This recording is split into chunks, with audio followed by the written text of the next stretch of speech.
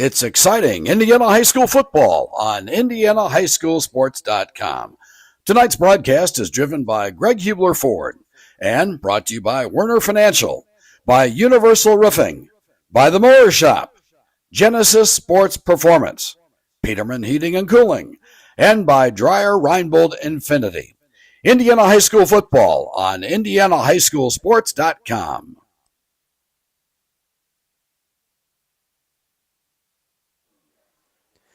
We're coming at you live from Frankton High School on IndianaHighSchoolSports.com, and welcome to Week 8 of Indiana High School football. We got a high-powered matchup between 8th ranked in Class 2A Alexandria Tigers, conference rivalry matchup against the Frankton Eagles, going head-to-head this evening. My name is Kyle Nichols, joined as always by my partner Vince Reimer.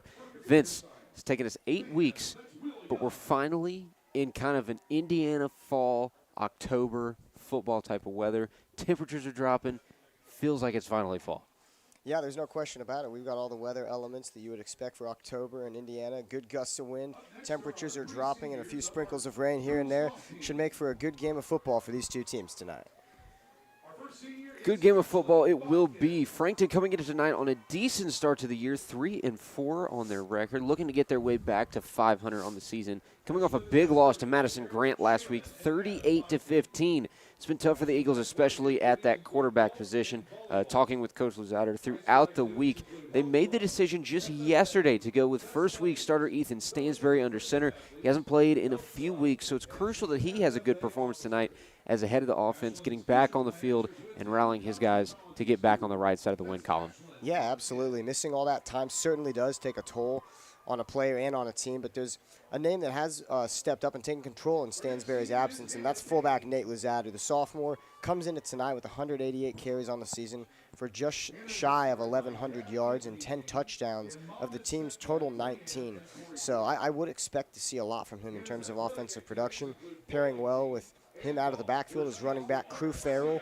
Now, Farrell has only 29 carries on the year, but 264 rushing yards and 6 touchdowns as well. Those two should make for a dangerous combo on the ground for the Eagles. And then you have to look at into the sky for the passing game. You've got Brady Carmack. He leads the way for the Eagles, the prime target for them. He has 18 receptions for 270 yards and 3 touchdowns. I would expect him to be thrown out a lot tonight, especially if the run game can't get in motion. In my opinion, the defense really going to have to be where the Eagles are going to have to shine tonight. This Alexandria offense can and will put up some big numbers. They've done so already this year, 5 40-plus performances on the year so far. One of those, a 63-0 win over Elwood in Week 4. So this offense for the Tigers can come out and soar when they get a little momentum in their sails. Yeah, for sure. The Eagles' defense is going to have to step up, especially with sophomore Brady Gass taking control at the quarterback position for the Tigers. He comes in with a crazy stat line. He's got 1,200 passing yards, 15 TDs, and only 1 interception on the year. He's got an incredible 140.8 out of 158 total QBR. And he's got other names with him as well. You got Carson Cuneo out of the backfield with 95 carries and almost 800 yards on the year. 14 touchdowns as well. And then there's the 2 speedsters in the receiving core game. You've got Gabe McGuire and Colin Johns. McGuire, 440 yards and 7 touchdowns on the year. Johns, 311 yards and 4 touchdowns to his name. So between those 4 players alone, there's going to be a lot for the Eagles to tackle on the defensive side. They've allowed 129 points to their opponents since the conference schedule has started. So Alexandria has put up 206. It'll be a tough one in the trenches tonight. And on the side of the Frankton defense, 2 names really stand out to me. That's Crew Farrell and Bubba Nunley. Crew Farrell leads the way with 89 tackles, 57 of which are solo, 8 tackles for a loss and an interception. Then you have Bubba Nunley, the free safety in the secondary, 58 tackles, 2 tackles for a loss and an interception. Those 2 lead the way by a pretty big margin for the Eagles defense. If they can get going tonight, stay on the right side of the ball, stay composed, lock down some of those speedsters on the outside for Alexandria, we could be in for a good one tonight. It's also a big game as well because Alexandria fighting for that number 1 spot in the conference. Both teams are part of the Central Indiana Conference, leading the way Mississinawa. They're 5-0 in conference play. That's Alexandria's only loss on the year. So a loss for Mississinawa this week as they go up against Elwood could play a big part in Alexandria possibly being able to claim a conference win.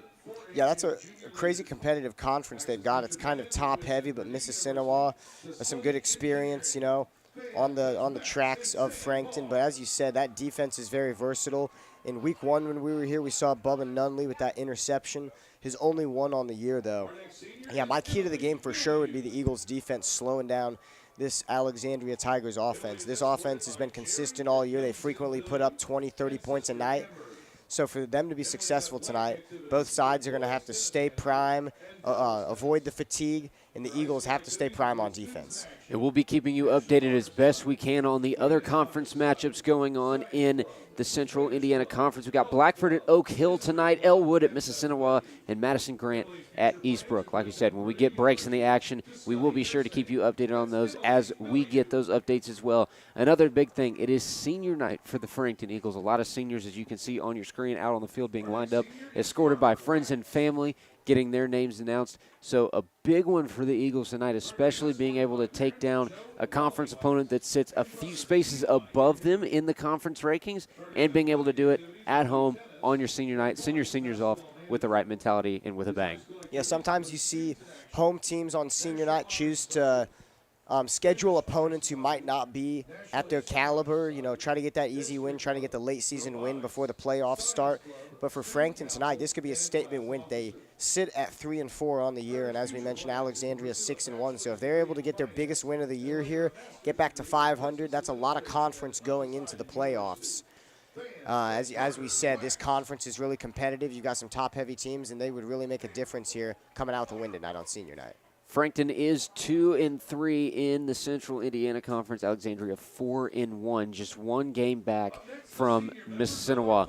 It's going to be a good one tonight. We're going to let you know now. You're going to see some shaking on the cameras. They are upstairs in the elements. Wind blowing pretty good right now and should continue on through the remainder of the night. So if you see some shakes, we do apologize in advance. But it's what we got to deal with. We're adapting. We're still going to have a great football game tonight. And I got to say, I'm very, very excited to get this one underway. Vince, we're going to take a break here in just a minute for the national anthem, but before we get into it, do you have any predictions tonight? Anybody that's really going to stand out from either side, that's really going to sway this game in one direction or the other?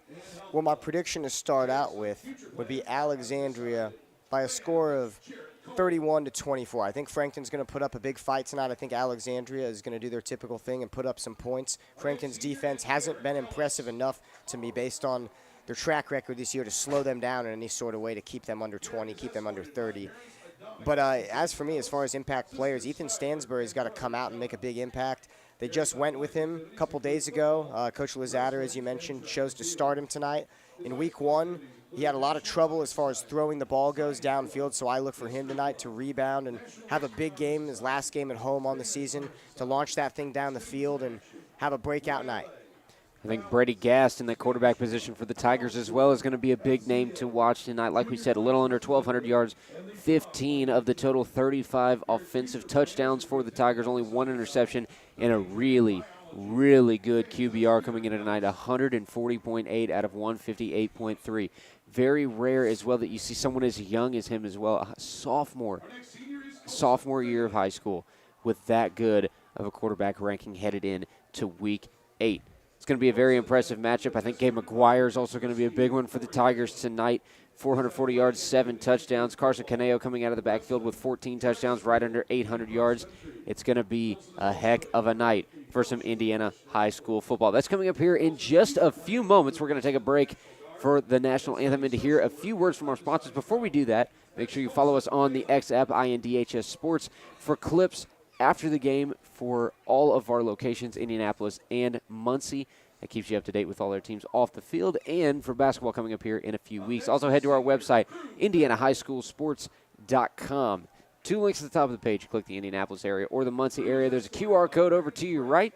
And when you click or scan that QR code, you can sign up for live text updates when your favorite team scores. So if you can't be at the game, or maybe you just don't want to sit out in some of these crummy elements that we're going to have coming up here in the next few weeks, you're not going to miss a single thing because you'll be able to look right down at your phone when your team scores and get that live text update. Vince, we're set for a good one tonight. We'll take a quick break and hear from a few of our sponsors. That's what's coming up next on IndianaHighSchoolSports.com. Every day is a great day to buy a vehicle at Greg Hubler Ford.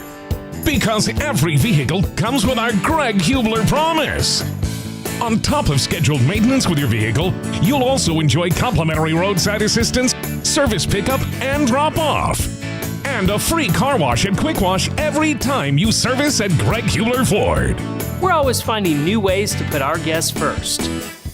Mosey on into Muncie. Greg Hubler Ford, promise kept. Looking for training that makes a difference? Then Genesis Sports Performance is for you. Whether you're a grade school, high school, or college athlete, or just looking to get back into shape, Genesis has customized programs providing rapid gains in strength and conditioning, speed and agility. Genesis features a 7,000 square foot facility with state-of-the-art weight room and huge turf surface. Call Genesis at 386-7459 or visit them at genesissportsperformance.com.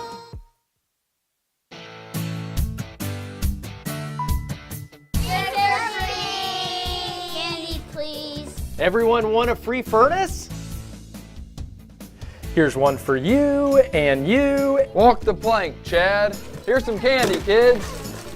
It's the final month to get a free furnace from Peterman Brothers. Visit petermanhvac.com to claim yours today. Could I get one? Sure thing.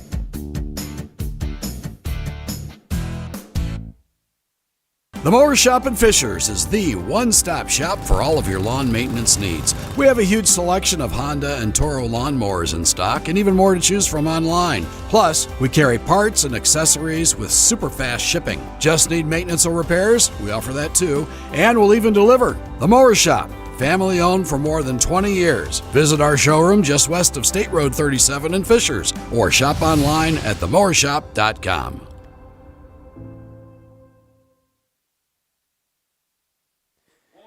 We're back live at Frankton High School on IndianaHighSchoolSports.com. My name is Colin Nichols, joined by Vince Reimer. We're still rolling through the seniors here on senior night for Frankton. You can see on your screen right now, they are all the way down at that right side end zone, and then we'll flip the screen, and they are making their way past the 30 on the opposite side. A lot of seniors being honored tonight at Frankton, but I tell you what, seeing the support, especially with the weather that we have this evening, not ideal conditions by any means. It is great to see a town like Frankton come out and support all of their seniors in the color guard, the marching band, the cheerleading team, the football team, everybody that is here being honored tonight. Great to see everybody out in the stands supporting. Absolutely, and you've got a lot of these students involved in so many different programs. It's impressive to see, just thinking at the same time how much free time they may have on the side. That's so the first thing I had to think of there. But, yeah, we're in for an amazing game here tonight. I've been looking at Alexandria's team record and some things, and something that really sticks out to me is this offensive line. That's going to be something that really propels them in this game. They've got 3 seniors and 2 juniors on the offensive line, 2 of which are 300-pounders, making it extremely easy for Brady Gass to have time in the pocket. One reason that his QBR has been outstanding on the season. And one thing that we saw last week, too, with Greenfield Central, they had a punter who is also a receiver, and it was also something that led into some trick plays and the ability to fake a punt whenever. And in this situation, Alexandria also has Gabe McGuire, who plays slot receiver primarily, but also punts the ball away. So even in 4th down situations where it's short, definitely look for a fake punt tonight as far as Alexandria goes. The crazy thing with Alexandria, too, only 4 combined sophomores between the offensive and defensive side of the ball. The only sophomore on that offensive side is quarterback Brady Gass. We've been through his stat line twice tonight. I think it goes without saying that he is not struggling in terms of not having years under his belt at the quarterback position. But having a bunch of veterans around you, you've got all seniors in your running back and receiving core. 3 of your 5 linemen on the offensive line are seniors. The other 2 are juniors, the 2 300-pounders at left guard and right guard. That's Harrison Fife and Trevor Martin.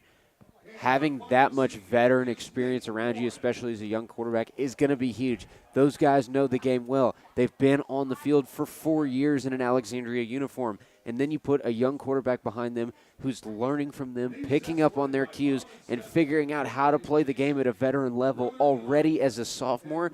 He is going to be a dangerous threat come up in the future. Yeah, I think tonight, given the situation and Frankton needing the big win, I think they're going to be tested. There's going to be a lot of pressure put on Gast, especially early on in the game. Seeing our last senior introduced here, game should be starting anytime. We're a couple minutes behind, coming up on the national anthem here momentarily. Frankton, on the other hand, very young on the offensive side. Several sophomores, including Ethan Stansberry. And then you've got some other sophomores out. Nate Luzader, also on the sophomore list. Ian Nottingham. And then you got a couple of juniors as well. Ty Everson and Brady Carmack also going to be on the junior list. So some guys returning, a younger squad for Frankton. They've got a couple years to get things together and get themselves on the right side of the ball. As the seniors exit the field, we're going to take a quick break to hear the national anthem here at Frankton High School. We'll be back in a couple of moments on IndianaHighSchoolSports.com. The interior of an Infiniti is thoughtfully designed to be all about you. And by you, we mean every version of you. Because there's luxury you can feel, and there's luxury that lets you feel. Infinitely you. Experience luxury like never before in a 2023 Infiniti QX80 at your local Infiniti retailer. Universal Roofing and Exteriors is a family-owned and operated business, providing care and honest service for over 30 years. Universal has always been a little bit different. Their certified and trained employees don't just provide excellent work at a fair low price. They care about their customers, simply providing great customer service. Quality, honesty, dependability. That's Universal Roofing and Exteriors. Call us today at 317-257-0779. Hi, my name is Jason Werner of Werner Financial, an independent investment firm here in Indianapolis. With 10 years of experience as an independent advisor, we provide value to our clients by creating customized investment solutions ranging from managed personal portfolios, 401k planning, and income distribution for retirement plans. We have built Werner Financial with a strong focus in research, diligence to all of our plans, and strong communication with every client.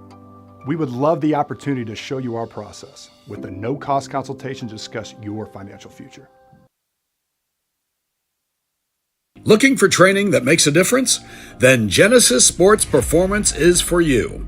Whether you're a grade school, high school, or college athlete, or just looking to get back into shape, Genesis has customized programs providing rapid gains in strength and conditioning, speed and agility. Genesis features a 7,000 square foot facility with state-of-the-art weight room and huge turf surface. Call Genesis at 386-7459 or visit them at genesissportsperformance.com. We're back live at Frankton High School on IndianaHighSchoolSports.com. My name is Colin Eccles, joined by Vince Reimer.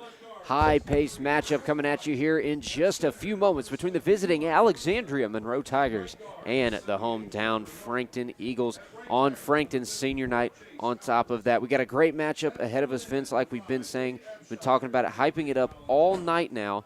And as that national anthem gets underway, it's time for both these teams to take the field. The coin toss here in just a few moments. And we're talking about it a little bit right before we cut to being off air for the national anthem. Frankton on a little bit of the younger side of the ball. Between the offense and the defense, we got two sophomores on the offensive side of the ball, Nate Luzader and Ian Nottingham, and then a couple of juniors as well, Ty Everson and also the junior Brady Carmack. Sophomore Ethan Stansberry leads the way at the quarterback position. Then you go to the defensive side of the Frankton Eagles. Little more junior, senior heavy, only two sophomores, on the defense. Noah Melvin and Ian Nottingham. Ian Nottingham playing both sides of the line. Noah Melvin in the secondary. Actually with 2 interceptions and 41 tackles at that strong safety position. That's going to be a big key tonight as well, especially with speed along the edges like Gabe McGuire and Colin Johns. You've also got Cade Abshire, who is another speedster who's going to be coming out of that slot receiver position. Now, when you look at those speedsters, you look at how some of these defensive backs and possibly some of these linebackers are going to have to be interacting with them defensively for Franklin tonight. What kind of extra pressure, extra difficulty does that prove when you've got as much speed and seniority on the offensive side for Alexandria compared to that defensive side for Frankton? Yeah, it's going to pose a big problem here. You got a lot of experience on Alexandria's offense, as you mentioned. Frankton as well. They've got an extremely versatile defense. You know, a lot of guys, as we mentioned, play on the offensive side. Got some receivers and running backs out there that are playing DBs. But one big thing that I noticed in week 1 when they played Eastern Hancock, it was an extremely competitive game. First half was pretty much 50-50, but it seemed like Eastern Hancock's run game and really their physicality wore them down at the end. They started pulling away, really based on the physical elements of the game. So tonight, they've just got to hang in there, and their defense maybe switch out a little bit more, maybe not rely on a lot of your same players, which I'm sure they've been able to do over the course of the season so far. And when you do look at these two rundowns of the full team rosters, Alexandria's got a little bit more depth to them than Frankton does. Not by much, just by about 4 or 5 players. But that 4 or 5 players, if you can get a dude in the game that hasn't seen the field much or only sees the field every 2 or 3 plays, that's a player that's a whole lot more fresh than a guy like Ian Nottingham tonight, who's going to be playing both sides of the line, especially in an offensive lineman possession. A guy that's got to go up and block for his quarterback and make sure he stays out of trouble, and then turn right around the very next play after that ball goes the other way and get on the field, create pressure, and wreak havoc in the backfield on the other side. It's a tough job to do, and he's going to have a lot of work cut out for him this evening. Yeah, a guy like Nottingham is very impressive. Only a sophomore, gets a lot of time and makes a big impact out there for all the minutes that he plays. He's got a sack. He's got another tackle for a loss on the year, another couple tackles to go along with that. But, yeah, both sides of the line are going to be crucial here tonight. If Frankton can keep up with them at the line of scrimmage, then it's going to be a good night for them on senior night. The toss has been made by the referees. And the teams have switched. Frankton wearing the red uniforms tonight. Alexandria wearing the whites. Wind currently is blowing, it looks like left to right on your, right to left on your screen. So whoever is kicking towards that right side end zone, you can see the flag a little bit better there on the side. And we do apologize again for the camera shake. That wind is just something we're going to have to adapt to and get used to this evening. But whoever is moving in that left to right direction tonight is going to have a little bit of advantage, especially in the air game. You're going to be able, as long as you have the time, to sit back in the pocket a little bit longer, let those receivers get farther downfield, and be able to put a little more loft on that ball and maybe take a couple big shots at the end zone. Yeah, this is the first time the entire year that we've done a game, and weather has really been any sort of impact tonight. It's going to be hard to throw the ball deep downfield, but if the offensive line can provide them a little extra time, maybe we're going to see a little more passing than we initially expect. And keep in mind, too, we could have some weather, rain coming in later this evening as well.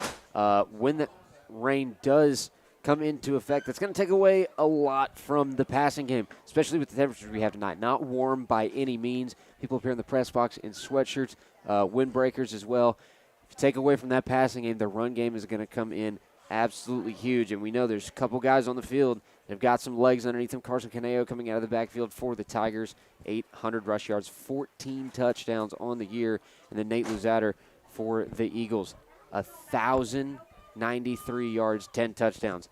Those two get after it on the ground tonight. We could be in for a really, really fun matchup.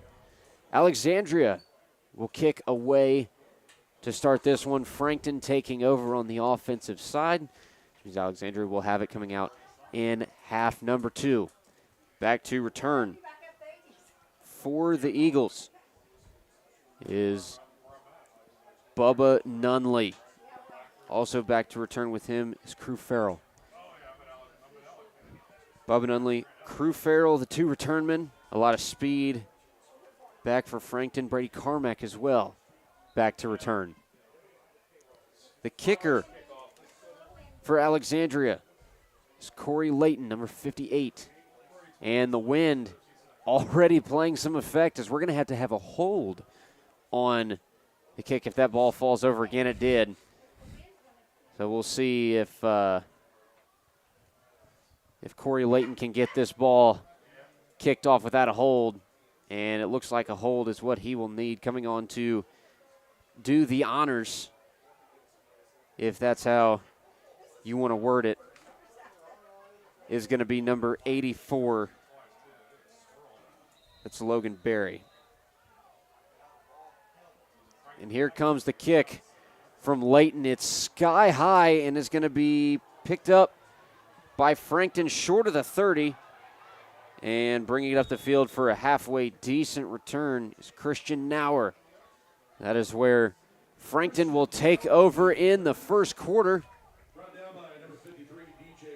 And they will start out right at the 39-yard line in their own territory. Ethan Stansbury making his way onto the field for the first time in a couple of weeks for the Eagles.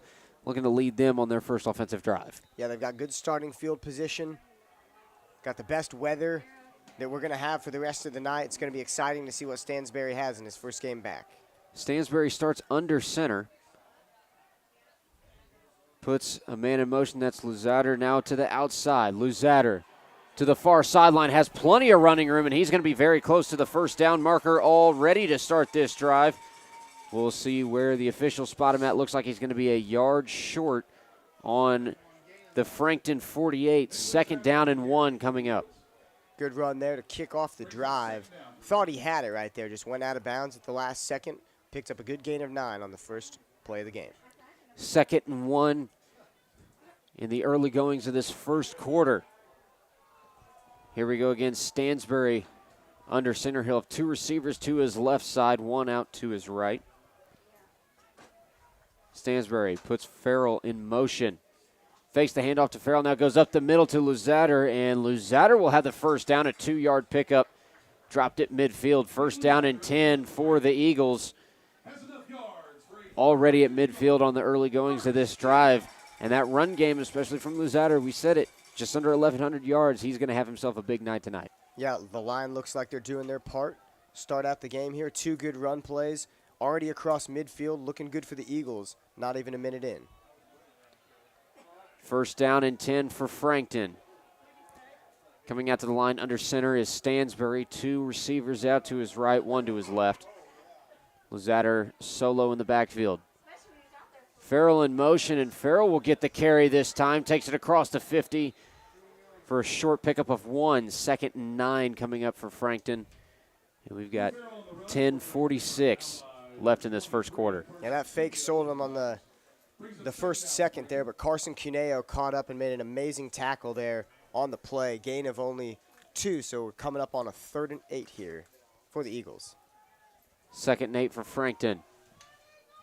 Stansberry under center again. Farrell in motion. Stansberry hands off to Luzader. Luzader playing some bully ball. We'll pick up 3 on the play.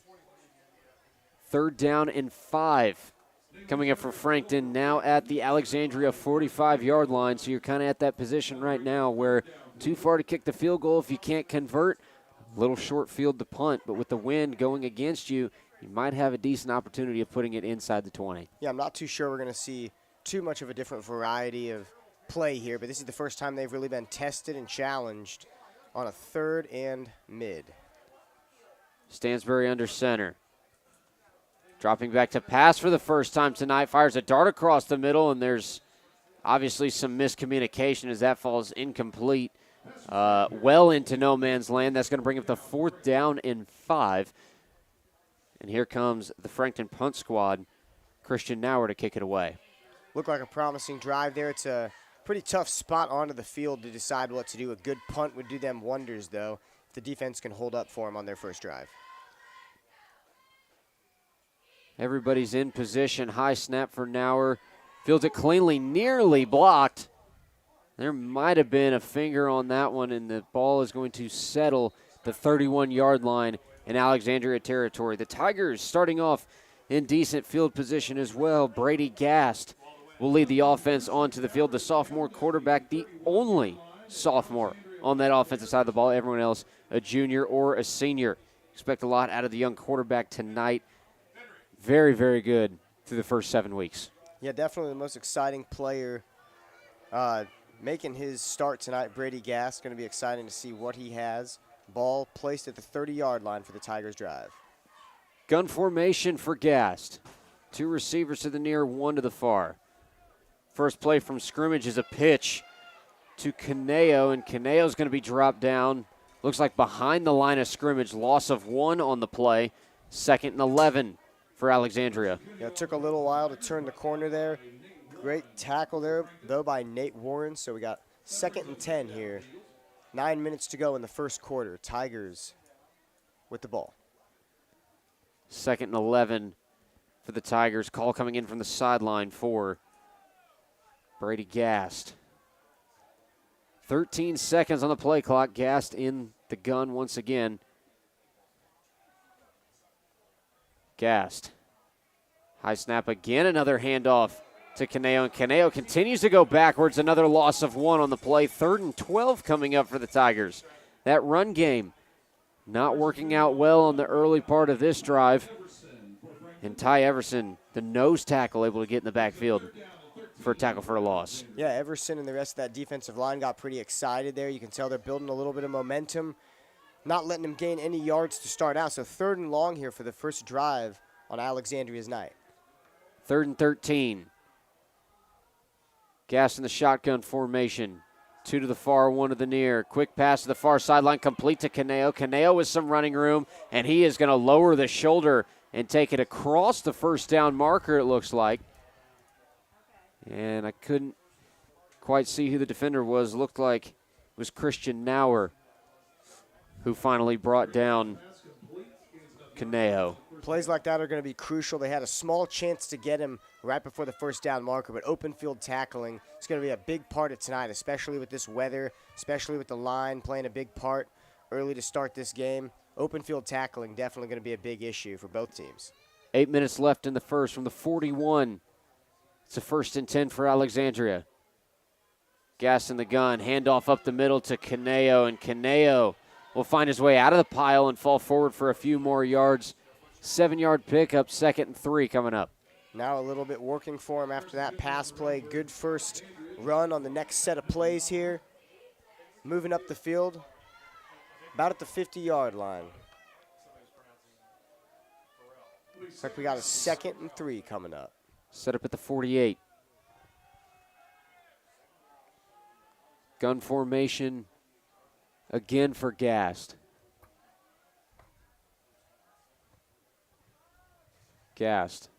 High snap again, the handoff to Caneo. Caneo to the outside, spins out of 1 tackle, stays on his feet, and will take it into Frankton territory for a first down pickup inside the 45 in Eagle territory.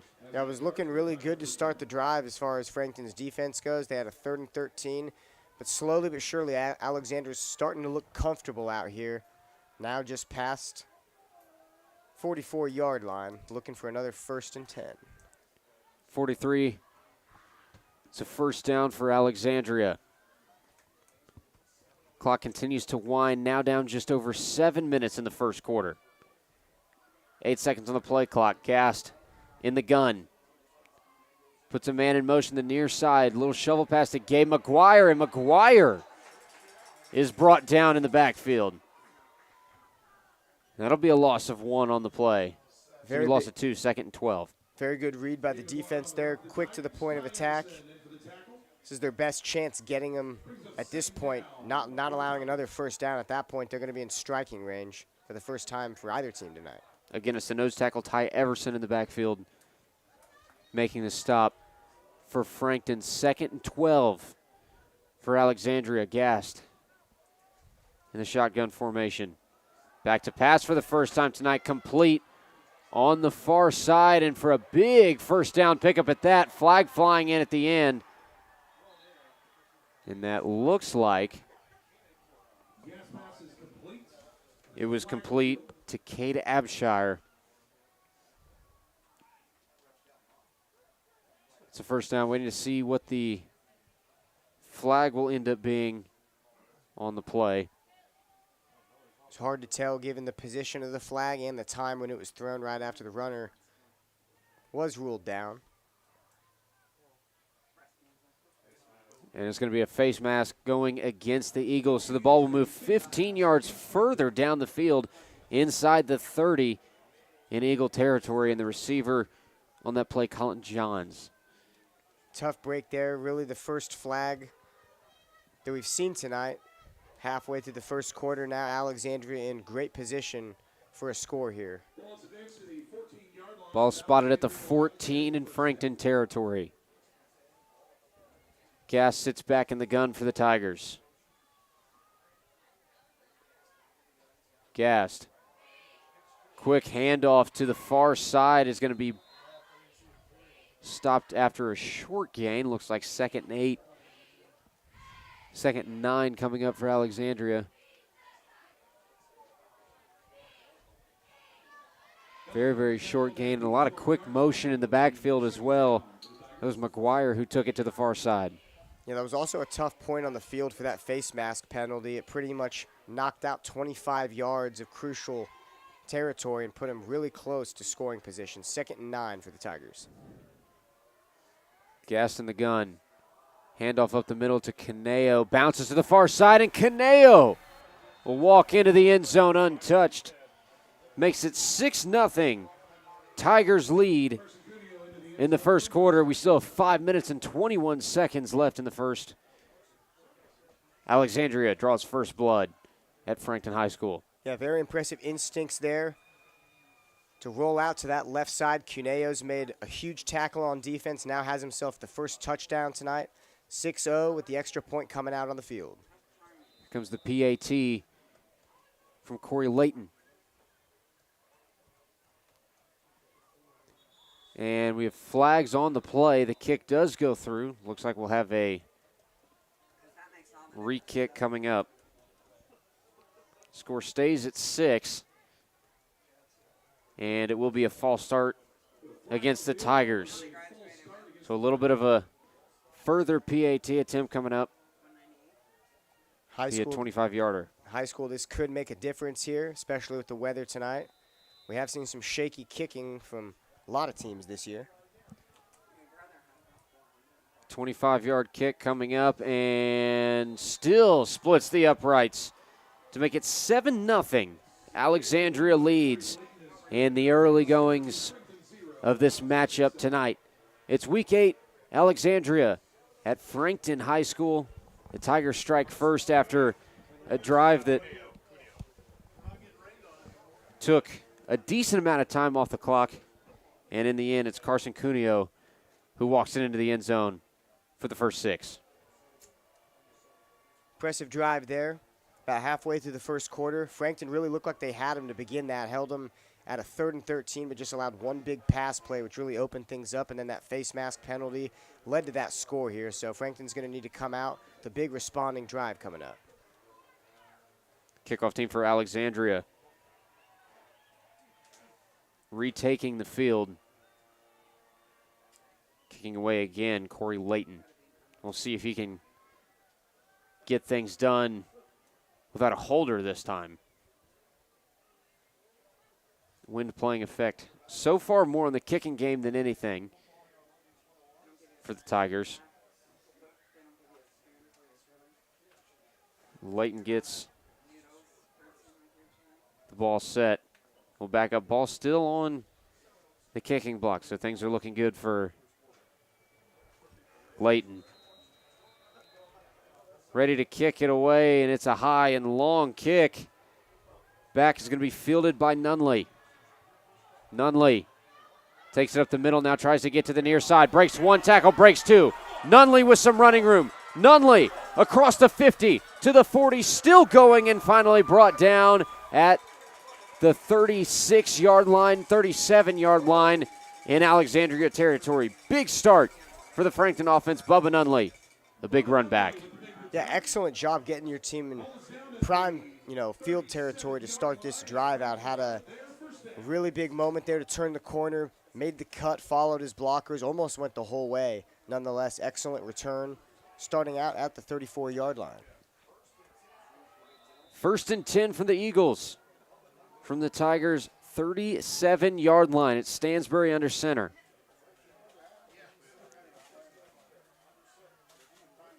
Stansbury hands off to Luzader. Luzader to the far side, has a hole, still running, first down and a few more. But the chains move and the drive stays alive for Frankton. It's been the guy so far to really kick off the drives for him. Leads the running attack. Doing a good job tonight of giving his team a chance. Going to need to see some more mixing up. See Stansbury throw the ball. He's only had one passing attempt. It was incomplete so far tonight. It looks like we got an official timeout. The clock has been reset back to the 12-minute mark, so we'll wait on the official time.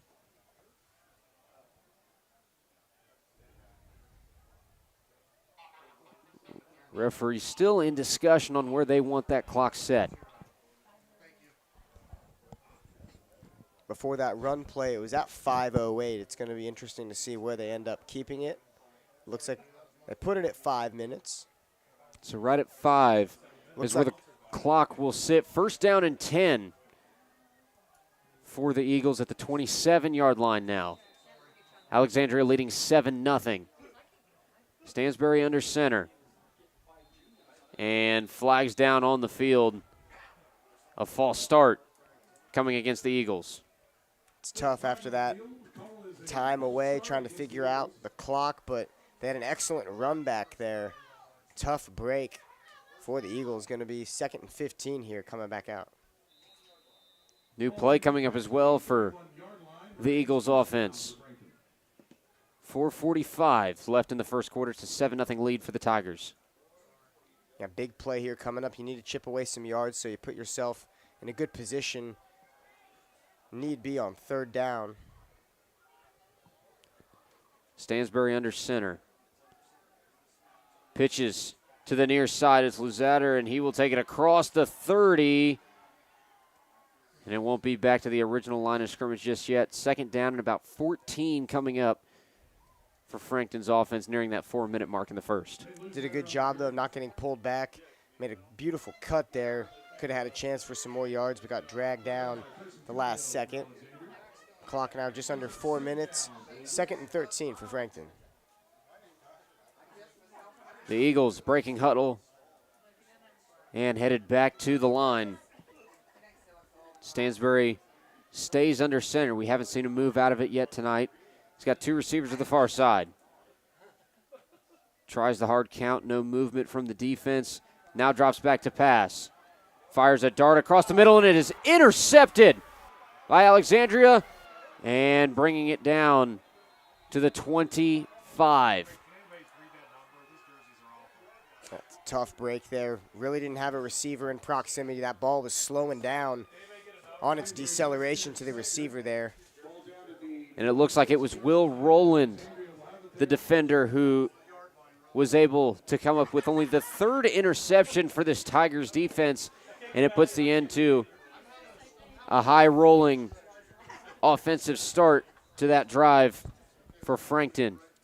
If you're going to give yourself a chance there, that's a big shot in the foot. They can't afford mistakes, especially turnovers, with great field position.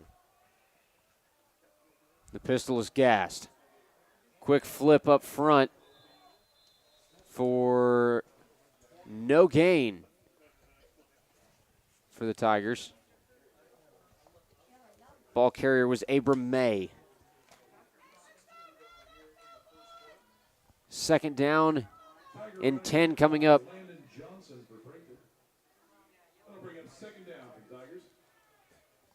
Alexandria with the ball at their own 26 with 3 minutes left in the first.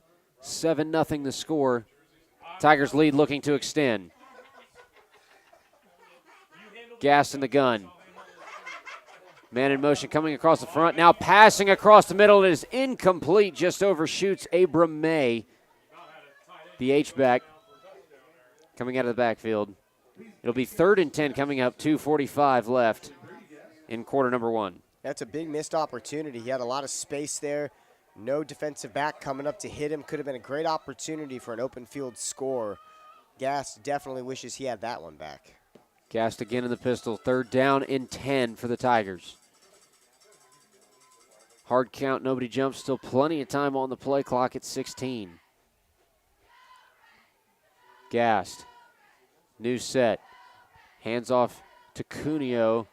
And Cuneo will get just back past the original line of scrimmage. It'll be 4th down and long. So you can only imagine in this field position. Here comes the punt squad. Gabe McGuire will be the one to punt it away. First punt of the night. 2nd punt, actually. First for Alexandria. Deep in their own field territory.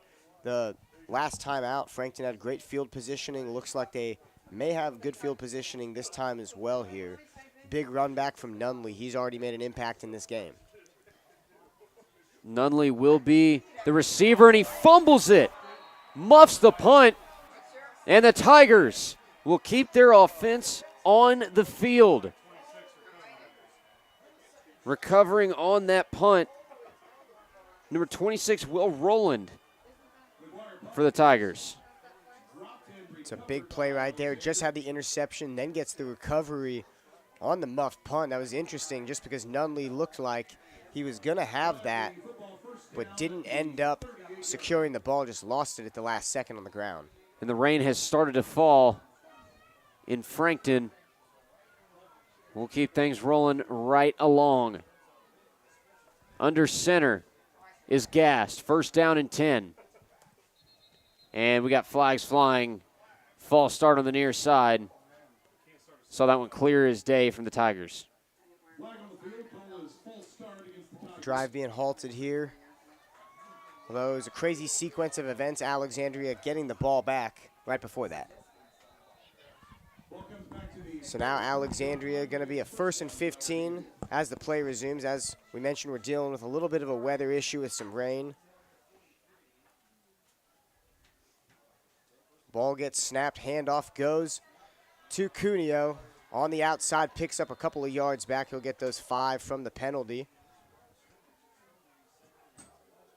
Coming up, looks like we're going to have about a 2nd and 9 here. So far, very impressive performance by Alexandria. They've gotten 2 turnovers in the last 2 or 3 minutes of game action, an interception by Rowland, and then a fumble recovery on the punt. Nunley looked like he would have had it in his hands, may have been down. Unfortunately, no replay to see if he would have gotten that ball back otherwise. Alexandria looking good so far, still moving on offense, and Gast with a lot of time, had an open man, just overthrew him. So the Tigers coming up here on a 3rd and 11, only a minute 17 left to go in the first quarter. Frankton in a tough position here on senior night. Going to have Colin coming back here, had to deal with a little bit of a camera issue with some weather. First time this season that we've had some rain. While you were gone, Colin, Alexandria's been moving down the field on this drive, was able to get a few yards back from that penalty. Big 3rd and 11 here coming up. 3rd and 11 with Gast in the gun. High snap. Fires a bullet to the near side, complete to Abram May. And it's not going to be near enough for the first down. It'll set up a 4th and 9. You're kind of in that no man's land territory where you're too far to kick. Maybe a little bit too close to punt unless you can perfectly drop it in the bucket inside that 10, maybe 5-yard line. And it does look like the punt squad will come out for the Tigers. Yeah, in this situation, this is tough just because it puts full decision-making responsibility on the coach here. Really can't go wrong, but because they're up 7-0 and because Frankton's had trouble moving the ball so far, I'd like to see him go for it here. Looks like going to have McGuire punt the ball away. Nice punt. And it's going to go out of bounds. Looks like the spot will be at the 21-yard line, which is where the Eagles will take over. 24 seconds left in this first quarter. It's a 7-0 lead for Alexandria. And the Tigers, both sides of the ball really, for everybody, have been slowed down since this rain has set in. And you can see it in the field lights, at least we can. Looks like you can see it pretty well on your screen as well. That the rain is coming down pretty good. Stansbury will come out under center for Frankton. Quick pitch to Luzader on the near side, and Luzader will pick up maybe 1 on the play. 2nd down and long for Frankton coming up. Just 10 seconds on the clock before we're out of this first quarter. And both teams will march to the sideline. That will do it for quarter number 1. A 7-0 lead for the Tigers over Frankton on their senior night on IndianaHighSchoolSports.com. We'll be back after a word from a few of our sponsors. We'll get you into this second quarter coming up in just a couple of moments. This is IndianaHighSchoolSports.com. Every day is a great day to buy a vehicle at Greg Hubler Ford. Because every vehicle comes with our Greg Hubler promise. On top of scheduled maintenance with your vehicle, you'll also enjoy complimentary roadside assistance, service pickup, and drop-off.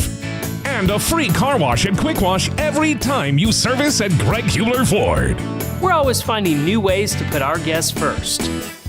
Mosey on into Muncie. Greg Hubler Ford, promise kept. Looking for training that makes a difference? Then Genesis Sports Performance is for you. Whether you're a grade school, high school, or college athlete, or just looking to get back into shape, Genesis has customized programs providing rapid gains in strength and conditioning, speed and agility. Genesis features a 7,000 square foot facility with state-of-the-art weight room and huge turf surface.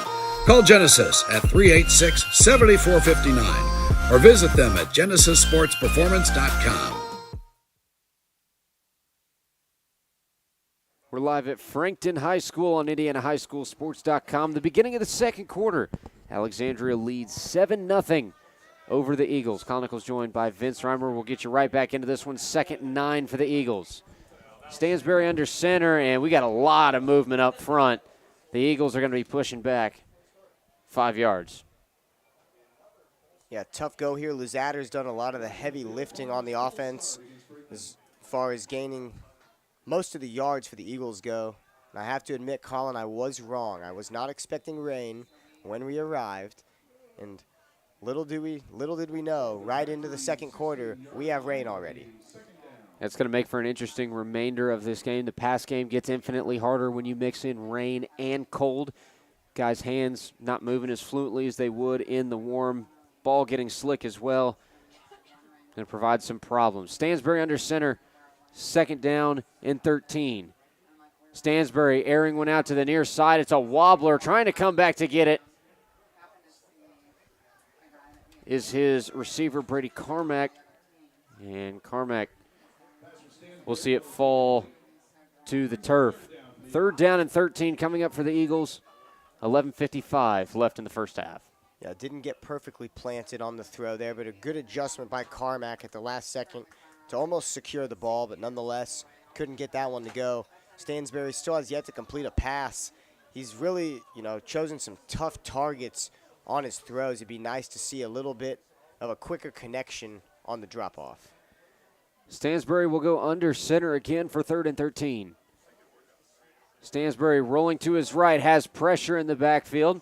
Now steps up and will tuck and run, and he is brought down hard from behind. We got flags flying on the field as well.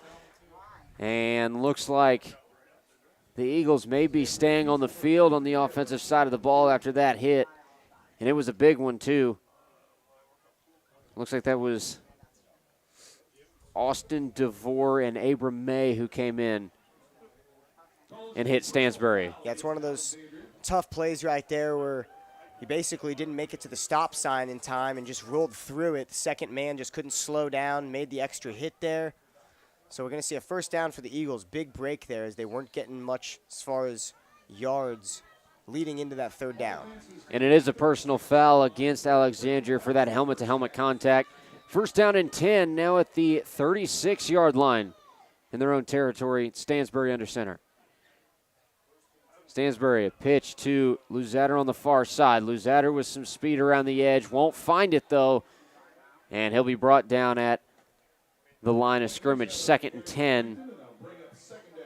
It looks like 2nd and 9 coming up for Frankton. Usually on these 1st downs, they've gotten some big gains. It's been those 2nd and 3rd downs that have plagued them. But this drive having a tough time gaining any yards once the field switched at the quarter break here. So 11 minutes to go in the second quarter. Eagles still trying to get some momentum and a score to match Alexandria. 7-0. 2nd and 9 with 11 minutes left in the first half. Stansbury under center. He's got 2 receivers to his near side. Fakes the pitch to Luzatter to the near. Going to the far is Crew Farrell. And he will be stopped right around the line of scrimmage for no gain. 3rd down and long coming up for the Eagles. And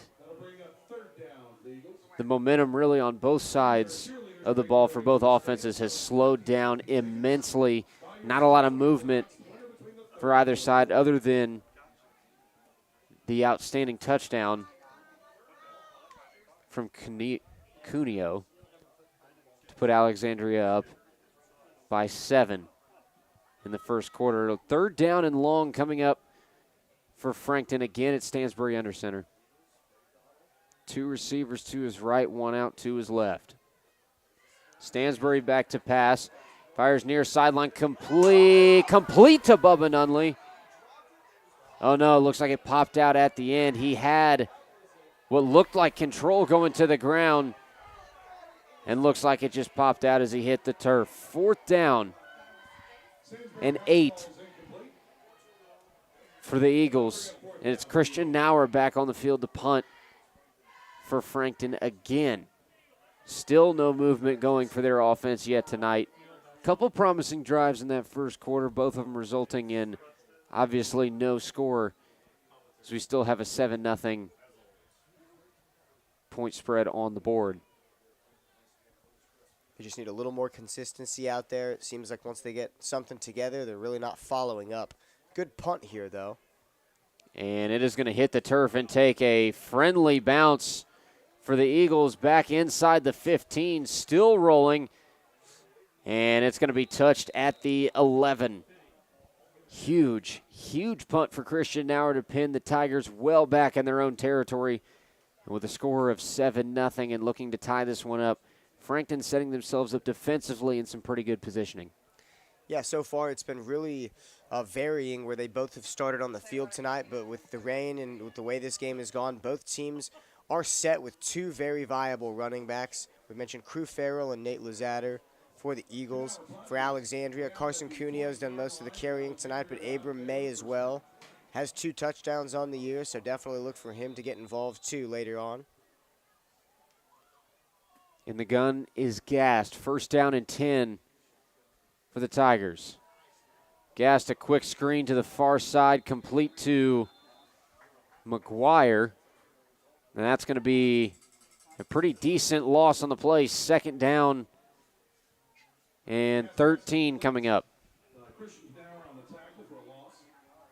Big play there. Another tackle for a loss.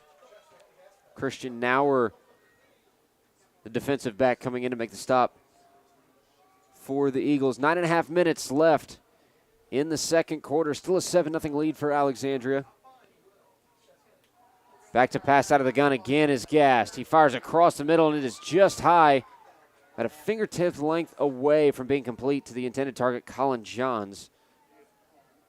And that brings up 3rd down and long for the Tigers. The Eagles defense looking like they're first to the point of attack here on this drive, doing a good job of backing Alexandria up, making it uncomfortable on these late downs in their own territory.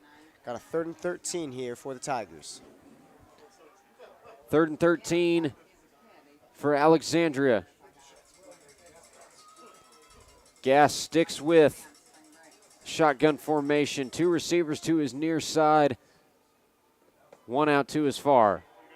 Back to pass again. Dumps it short to Cuneo out of the backfield. And Cuneo still chugging his feet along. Will be brought down near the 27-yard line. So it'll be 4th and just over halfway. Looks like 4th and 4 for the Tigers. And again, we got another punt coming up from Gabe McGuire. They made the tackle at the perfect time there. They've been struggling with these 3rd and longs, 4th and longs. Almost gave him another 1st down, which would have been brutal. They've got a good situation for them to punt, stopped them deep in their own territory. But it looks like Frankton's going to get the ball back. It was looking grim after that first touchdown. They turned the ball over 2 times, but haven't allowed another score here. Still 7-0. Flag on the play. The ball comes to rest at the 44-yard line in Frankton territory. We'll wait to see what this flag is and who it's going against. Nearly 9 minutes and 15 seconds left in the first quarter. It's a 7-0 lead for the Tigers. Frankton's doing a good job since that touchdown, though, of neutralizing this game, making sure that their defense is first priority, but the offense just hasn't been able to mix in any passing yet. The weather, as we mentioned, becoming a factor, but Stansbury, a lot of late balls to the receivers. The receivers looking like they're having to do a lot of compensation to get back to the ball to try to make a play here. This is a big opportunity here to even up the game. And it looks like off the play, I saw a false start motion, and then a point against Frankton. So it'll be a first down for Alexandria after that call. Gast is in the gun again. Gast hands off to Cuneo, and Cuneo with no grip to his feet in the backfield, slips up, will lose 2 on the play, 2nd and 12 for Alexandria. That's a major break, though. It was a 4th and 4, and they allowed 5 yards on the penalty. Crucial for Frankton. Those kind of penalties you just can't have, especially when you're already down. Just limit the big mistakes like that, but luckily Cuneo slipped on that play for him, so 2nd and 11 coming up here. 2nd and 11 for the Tigers, under 9 minutes left in the first half. Gast spins and pitches to Cuneo on the far side, and Cuneo's going to have no running room. He'll go backwards again. 3rd down and long for the Tigers. I tell you what, that defensive front for Frankton doing a great job getting into the backfield and creating all sorts of issues for the run game on the side of Alexandria. Yeah, not many yards being gained here on these last 2 drives. They're doing a good job of not allowing any big plays. No real passing attempts, just playing the run one play at a time. Gast out of the gun. Flush to his left, fires to the near sideline, and ball falls incomplete. The intended target, Colin Johns. No flags, and it's 4th down and long for the Tigers.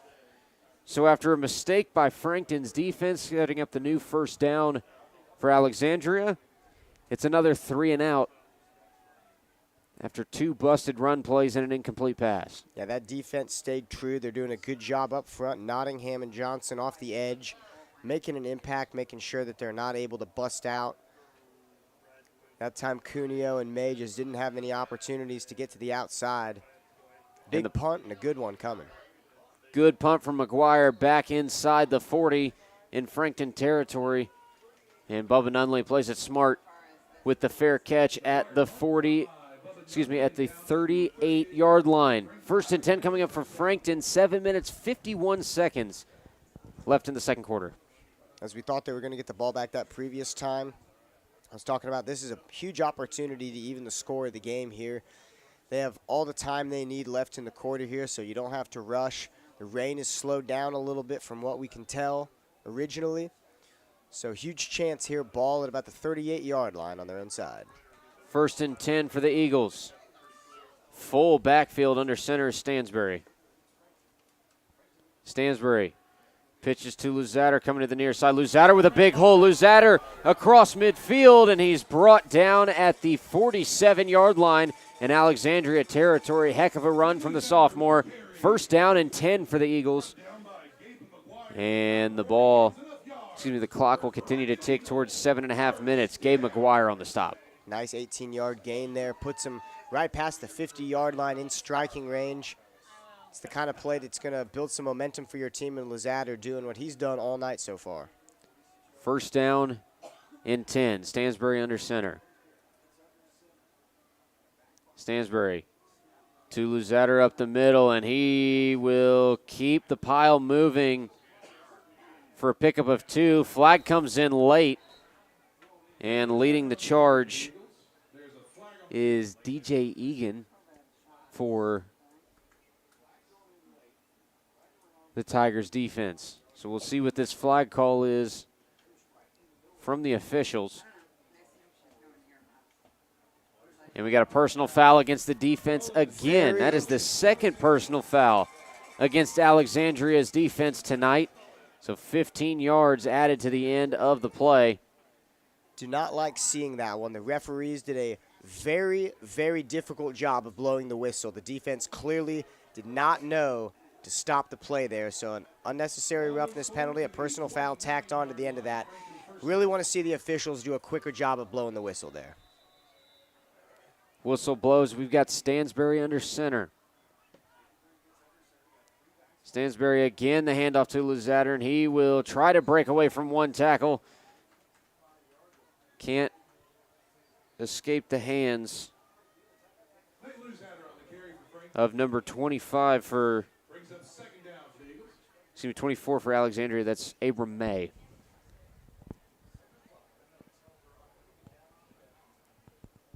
They're in the best field position they've had all night, though. Eagles in striking range after a big penalty here. This is a great opportunity to maybe mix it up a little bit. Luzader's carried your team so far. Let's see who else can get involved. 2nd and 6 for the Eagles. Stansbury under center. Big misdirection has Crew Farrell running to the near side. Flag down on the field again. Believe this is going to be a hold going against Frankton. And the spot right now is at the 23-yard line. So a short pickup, and it is a hold against the Eagles. So Frankton will be marching back a few yards. Again, taking a bunch of momentum away from an offense that found a big break with a personal foul, 15 extra yards on the end of a good run. And really coming up with those mistakes again that are setting them back and keeping them away from tying this game up. It's only a 7-0 lead for Alexandria at 6 minutes remaining in the first half. This game's still well within reach for the Eagles. Penalties making it ever more difficult. A lot of penalties in this last 2 minutes. Let's see if this game cleans up here. Stansbury, a pitch to Luzader on the far side, 2nd down, and he will not get back to the original line of scrimmage. We've got another flag down on the play. And we'll see again what the call is from the officials.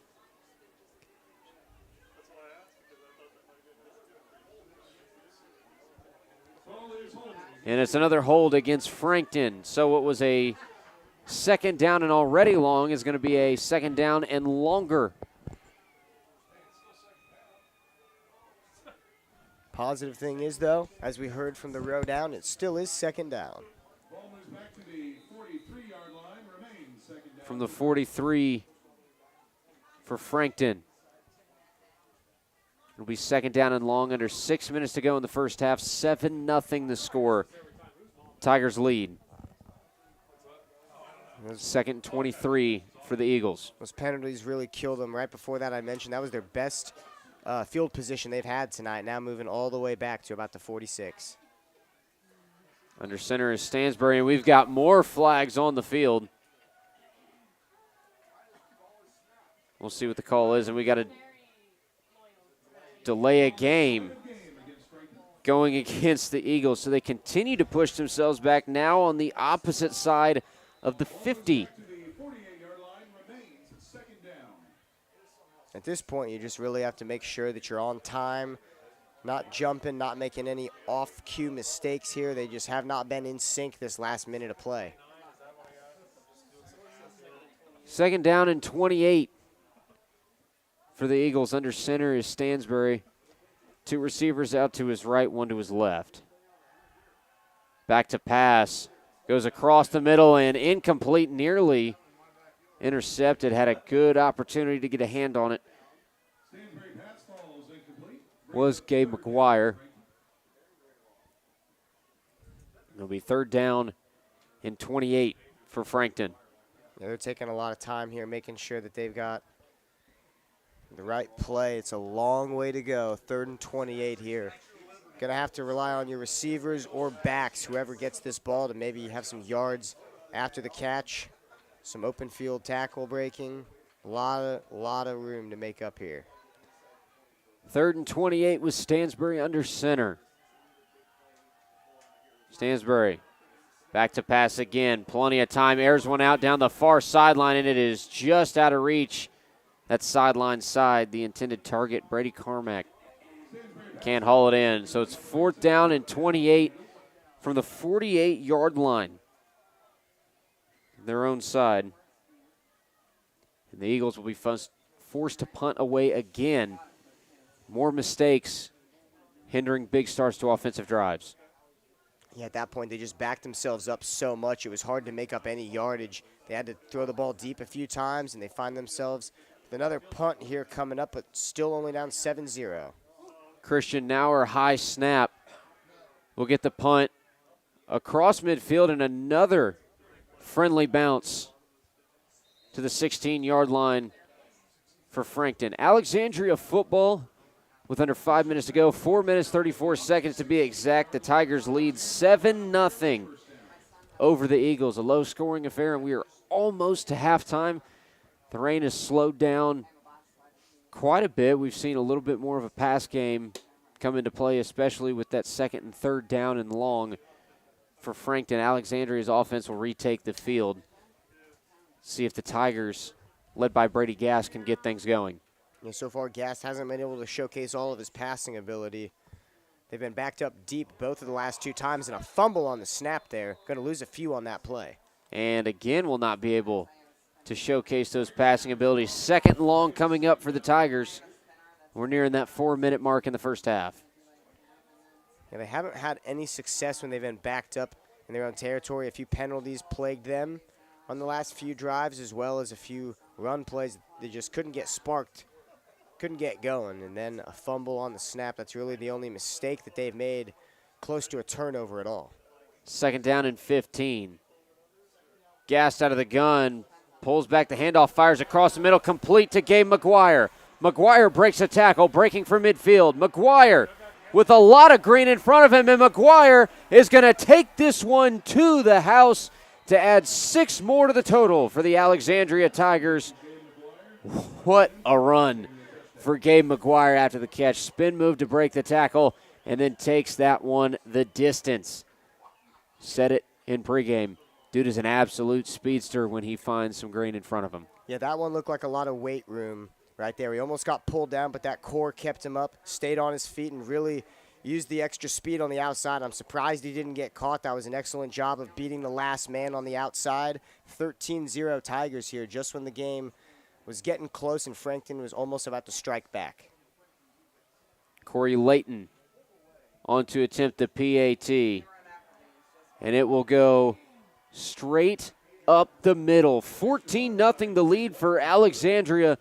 The big catch and run by Gabe McGuire opens things up for the Tigers. We're going to take a quick break to hear from one of our sponsors, then we'll be back in just a couple of moments with more Indiana High School football up next on IndianaHighSchoolSports.com.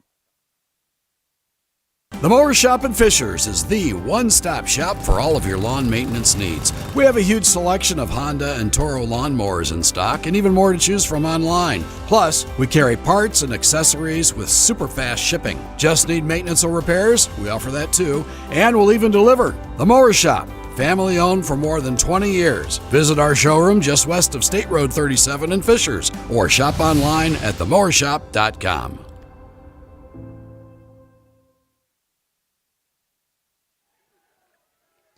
Back live at Frankton High School and IndianaHighSchoolSports.com. My name is Colin Eccles, joined by Vince Reimer. Vince, a 14-0 lead for Alexandria after the touchdown pass from Brady Gast to Gabe McGuire. McGuire takes it the distance after he breaks a couple tackles, and now it's time for Frankton's offense, who hasn't been able to get anything going at this point in the game, to try and answer back and get themselves within one score of the Tigers. Yeah, that was a brutal touchdown to allow on that last play. It's really the only big play that's been allowed tonight. Got a score of 14-0. Short kick here. And Nunley has some running room. He's going to take it near midfield. He'll be brought down at the 47-yard line. Bubba Nunley with 2 good returns so far tonight in this first half, setting his offense up in some good field position. Now they've just got to capitalize. They've had some big plays, capitalizing on 2 personal fouls from the Tigers defense. But after that, mistakes hindering any further progress. And we're down to the final goings of this first half, 3 minutes and 40 seconds left on the game clock. Yeah, they've had different starting field positions all over the field tonight. Just haven't been able to add things up and put a score on the board here. Stansbury under center, back to pass. Plenty of time in that pocket, now flushed out to the right. He's got some pressure coming up to the middle, moves back to the far side of the field, will float one down the far sideline, and it is complete. Big completion to the far side to Bubba Nunley. He takes that one inside the 35 to the 32-yard line. 1st and 10 coming up for the Frankton Eagles. Yeah, Stansbury did a good job not panicking there. Rolled to the left away from 2 defenders on the line. Flicked that thing very nice on the left side. Gain of about 15. First down, Eagles. 1st and 10. Stansbury under center. 3 minutes, 10 seconds left in the second quarter. Stansbury back to pass again. Goes deep, looking for the end zone, and it is intercepted. The interception made by Mason Fuller for the Alexandria defense. Defensive back goes up and makes a big grab through the hands of the intended target, Landon Johnson. Yeah, it was a good-looking interception. He got it at the apex, really up high, and that somehow is the third turnover for the Eagles tonight. Second interception, although the first 2 turnovers didn't result in any direct points on the following drives here. That's a big one. Alexandria is going to be deep in their own territory to start this drive, though. Gast will come out in the gun. It's 1st down and 10 from the Tigers from their own 9. Under 3 minutes to go in this first half.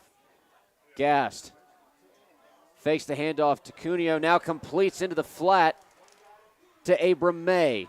And May will tumble all the way down to the 35-yard line. 1st down and 10 coming up for the Tigers. Huge pickup to get out from behind the 20. And the Tigers have got something cooking on the offensive side on these past 2 possessions. Yeah, Alexandria is a very patient team, even when things are a little bit frustrating and aren't completely going their way deep in their own territory. Every once in a while, they've found a big play to break out of that position, and you just saw another one at the 35-yard line here. Gast in the gun, again pulls and passes to Gabe McGuire. McGuire runs straight into traffic. Good pickup on the play. 2nd down and 4 coming up for Alexandria. 2 minutes to go in the quarter now. This is crunch time if you're Frankton. You can't allow another score before the half here. Pretty low-scoring game just compared to what we anticipated coming in. A couple more chances here possibly to put some points on the board. Pitch to the right. And with plenty of running room is Cuneo. He'll take it across midfield and inside the 45, down at the 44.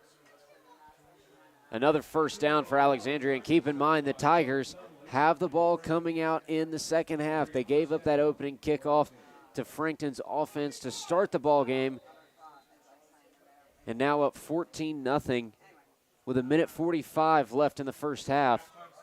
Moving quickly towards the end zone, could make this a 3-score ball game, and then possession in the third.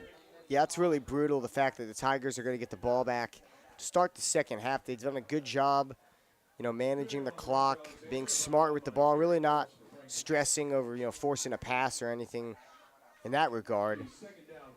2nd down for the Tigers, 10 yards to go here. They've only got 80 seconds left in the half to work with. Nearing the 1-minute mark, 2nd and 10. Gast in the gun. Puts McGuire in motion, now goes back to pass, has pressure, and fires short of the line of scrimmage. The intended target was McGuire on that play, brings up 3rd and 10 for the Tigers. It's a very rushed play compared to what they wanted there. Looked like Gast was the only one ready to catch the ball. The line was just one step behind. The defense did get to him pretty quick, though, did a good job of getting rid of it, and thank goodness he did have a receiver in his territory. Landon Johnson applying that first pressure for Frankton's defense. 1:06 left on the game clock in the second quarter. Gun formation again for Gast. 3rd down and 10. Gast back to pass. Has some pressure but fires a dart across the 1st down marker. It's complete, and that's a fresh set of downs coming up for the Tigers. The completion to Cade Abshire makes it 1st and 10 inside the 35. Even when they're in a tough spot, these 3rd and longs, 4th and longs, they figured out a way to move the chains, keep the drive alive, and that's brutal at this point for Frankton. Only a minute left exactly in the half. And they may allow another score here if they can keep this drive going.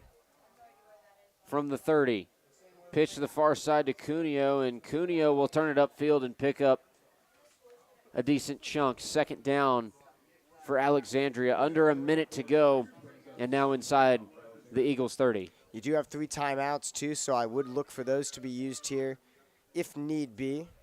This last minute is pretty crucial in the territory they're in. If not, a touchdown, possibly a field goal possible here. 2nd and 10 for the Tigers. Gassed in the gun. Gas back to pass. Goes for the near sideline, and it is complete. Jumping grab made on this near side. We do have a flag down on the play. The current completion to Colin Johns. Tell you what, that's some good hand work by Colin Johns to go airborne, lay out laterally as well, and still haul in that pass. Yeah, it seems like all of Gast's receivers tonight have made an extra effort and really been able to haul in some difficult passes. Not that the passes have been tough, but just at the last second there, needing to make an adjustment. Definitely doable, though.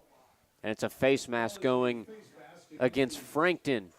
So the ball will move further towards the goal line. Looks like it'll be a first down and goal from the 6 in Frankton territory with 45 seconds left on the game clock. Gassed. The flip to Cuneo. It's a little flicker to the end zone, and it is in again for 6 more. On the side of the Tigers, Gabe McGuire catches the pass from Cuneo coming out of the backfield. A little trickery to end off this first half. 20-0 the score. Alexandria has started to open the floodgates. That was a great play call. You could tell Cuneo, if he had the room, just would have ran it in. But he saw he had some options there and just elected to dump it off. Great decision-making. Good presence of mind. 20-0 Tigers.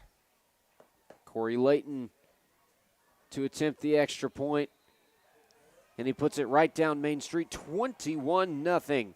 Alexandria extending their lead over Frankton. Headed into halftime.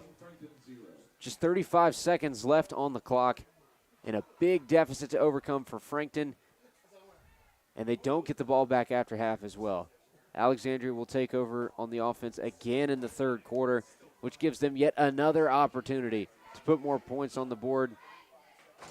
We could be looking at an old school butt whooping tonight. It's starting to look like it, unfortunately, but, you know, given the situation and the score, I hope that they play this last 40-some seconds out and don't end up kneeling it. At this point, you know, Stansbury has had 2 crucial interceptions.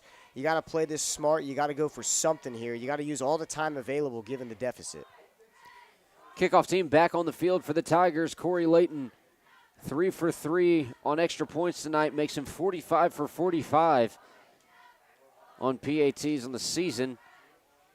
He's on to kick off back to the return group of Frankton again. That's Bubba Nunley, the main returner, Brady Carmack back with him as well. And here comes Corey Layton. Whistle blows, and Corey Layton will give this a squib kick up the middle. Hands team on it, and Frankton will start out from their own 38. Yeah, decent field position here. You know, a couple big passes could put you in field goal position if you're willing to go for it. 33 seconds left in the half. Not a lot of time. Not past the 50-yard line. Not a lot going the Eagles' way. Going to need a big second half when they do come back out. 1st and 10 for Frankton. 33 seconds on the clock. They're down 21-0 to the Alexandria Tigers. And we got whistles blowing on the field. A timeout called by Alexandria. And while we do have a timeout on the field, we'll take a quick 30-second timeout of our own. 21-0 the score. Alexandria leads over Frankton at the end of this first half. We'll be back in a couple of moments on IndianaHighSchoolSports.com. Every day is a great day to buy a vehicle at Greg Hubler Ford. Because every vehicle comes with our Greg Hubler promise. On top of scheduled maintenance with your vehicle, you'll also enjoy complimentary roadside assistance, service pickup, and drop-off. And a free car wash and quick wash every time you service at Greg Hubler Ford. We're always finding new ways to put our guests first. Mosey on into Muncie. Greg Hubler Ford, promise kept. live at Frankton High School on IndianaHighSchoolSports.com. My name is Colin Eccles, joined by Vince Reimer. It's 21-0. Alexandria well ahead of the Frankton Eagles with 33 seconds left in the second quarter. 1st and 10 for the Eagles. Under center is Stansbury. Will fire to the near sideline. It is intercepted again. Bringing it back the other way, Gabe McGuire. He might have a chance at 6. Weaving his way through traffic and brought down from behind at the 10. So just when you think Alexandria is only going into halftime, 21 skunk, they've got 20 seconds on the clock with an opportunity to add more points to their total, head into halftime, and then taking over offensively in the third. Yeah, it's just a tough break. You can't throw a ball like that in the middle of the field with that much risk associated given the circumstance in the game. I know you got to make something with just a little bit of time left, down by a lot, but that's just not the ideal area to pass the ball given the situation. It'll be 1st down and 10 from the 11 for the Tigers. 20 seconds on the clock. It's a 21-0 lead. Gast in the gun. Gast back to pass. Looking for the end zone. It is incomplete. In and out of the hands of his intended target. That'll set up 2nd down and 10 for Alexandria. Not much time to work with, but they could get something on the board here. If nothing works out, field goal attempt may be tried. Haven't seen a field goal attempted yet tonight. 16 seconds on the game clock. 2nd down and 10 for the Tigers. Gast will stick in the shotgun formation. 1 receiver to his near side, 2 to the far. Gast. Good snap. Pressure, flushes out to his left, looking for the end zone, and just overthrows his receiver. Now with 10 seconds left on the clock, it's 3rd and 10. The intended target on that pass, I believe Abram May. 10 seconds left, 3rd down and 10. One more shot at the end zone for Alexandria. Thought he may run the ball there. He had a little bit of room to go, but didn't think he was going to make it. Elected to throw it there. One more try at the end zone, it looks like. Gast sticking with the gun. Rolls out to his right side to pass. Fires end zone, and it is caught for the touchdown. Feeding it through the window is Brady Gast, and he makes it 27-0.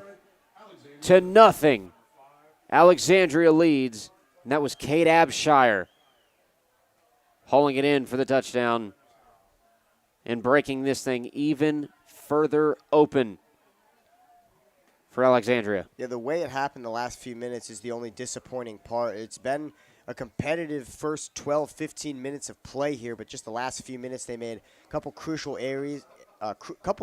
errors. Stansbury has 3 turnovers. The team has 4 with a muffed punt. Just not a lot going right for them end to end. And the extra point from Corey Layton is good. He's 4 for 4 on the night. It's a 28-0 lead for the Tigers. 3 seconds left on the clock before we hit halftime. And you look now that the rain has come to an end, at least I'm not seeing any falling in the stadium lights as of right now. Now that ball is dry, you got a better grip on it. Brady Gast is slinging it all over the field. There's a reason that he had 1,130 passing yards coming into tonight and only 1 touchdown. There's a reason he's got that 140.8 QBR through 7 weeks. Yeah, pound for pound, school for school. He's one of the most talented quarterbacks in the entire state of Indiana. Getting to see those skills on display now. The run game was pretty much the priority of both offenses, but we're getting to see him sling it out and do some different things here now that they've built a lead up. I'm going to see likely another squib kick coming from Alexandria here. 3 seconds to go in the half. Layton set up to kick it away for the Tigers. And it is another squib kick up the middle. And this time, the Hands team will try to run it back. And down near the 40 is Christian Nauer. And we got flags flying afterwards as well. I believe it's going to be going against Alexandria after the play, but time has expired in the second quarter. 28-0. The score, Alexandria leading Frankton as we head into halftime. A few words from our sponsors, and then we'll be back for some halftime recap in this one-sided matchup on Friday Night Lights. We'll be back after this on IndianaHighSchoolSports.com. Hi, my name is Jason Werner of Werner Financial, an independent investment firm here in Indianapolis. With 10 years of experience as an independent advisor, we provide value to our clients by creating customized investment solutions ranging from managed personal portfolios, 401k planning, and income distribution for retirement plans. We have built Werner Financial with a strong focus in research, diligence to all of our plans, and strong communication with every client. We would love the opportunity to show you our process with a no-cost consultation to discuss your financial future. Every day is a great day to buy a vehicle at Greg Hubler Ford. Because every vehicle comes with our Greg Hubler promise. On top of scheduled maintenance with your vehicle, you'll also enjoy complimentary roadside assistance, service pickup, and drop-off. And a free car wash and quick wash every time you service at Greg Hubler Ford. We're always finding new ways to put our guests first. Mosey on into Muncie. Greg Hubler Ford, promise kept. Universal Roofing and Exteriors is a family-owned and operated business, providing care and honest service for over 30 years. Universal has always been a little bit different. Their certified and trained employees don't just provide excellent work at a fair low price. They care about their customers, simply providing great customer service. Quality, honesty, dependability. That's Universal Roofing and Exteriors. Call us today at 317-257-0779. Looking for training that makes a difference? Then Genesis Sports Performance is for you. Whether you're a grade school, high school, or college athlete, or just looking to get back into shape, Genesis has customized programs providing rapid gains in strength and conditioning, speed and agility. Genesis features a 7,000 square foot facility with state-of-the-art weight room and huge turf surface. Call Genesis at 386-7459 or visit them at GenesisSportsPerformance.com.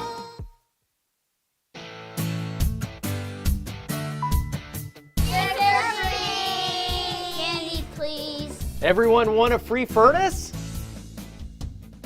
Here's one for you and you. Walk the plank, Chad. Here's some candy, kids.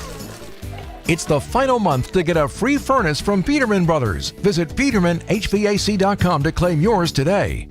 Could I get one? Sure thing.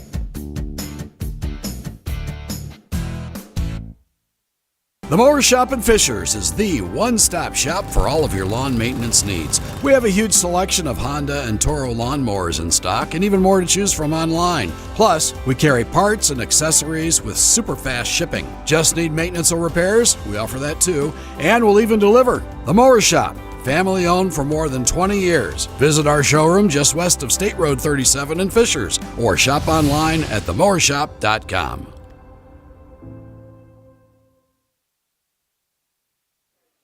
If you clicked away any time before that final minute of the first half, you missed a lot on IndianaHighSchoolSports.com. It is now 28-0. The Alexandria Tigers lead the Frankton Eagles at halftime. My name is Kyle Nichols, joined by my partner Vince Reimer, who will be with us in a second. In the final minute of that first half, 2 touchdowns scored by the Tigers to break this thing wide open.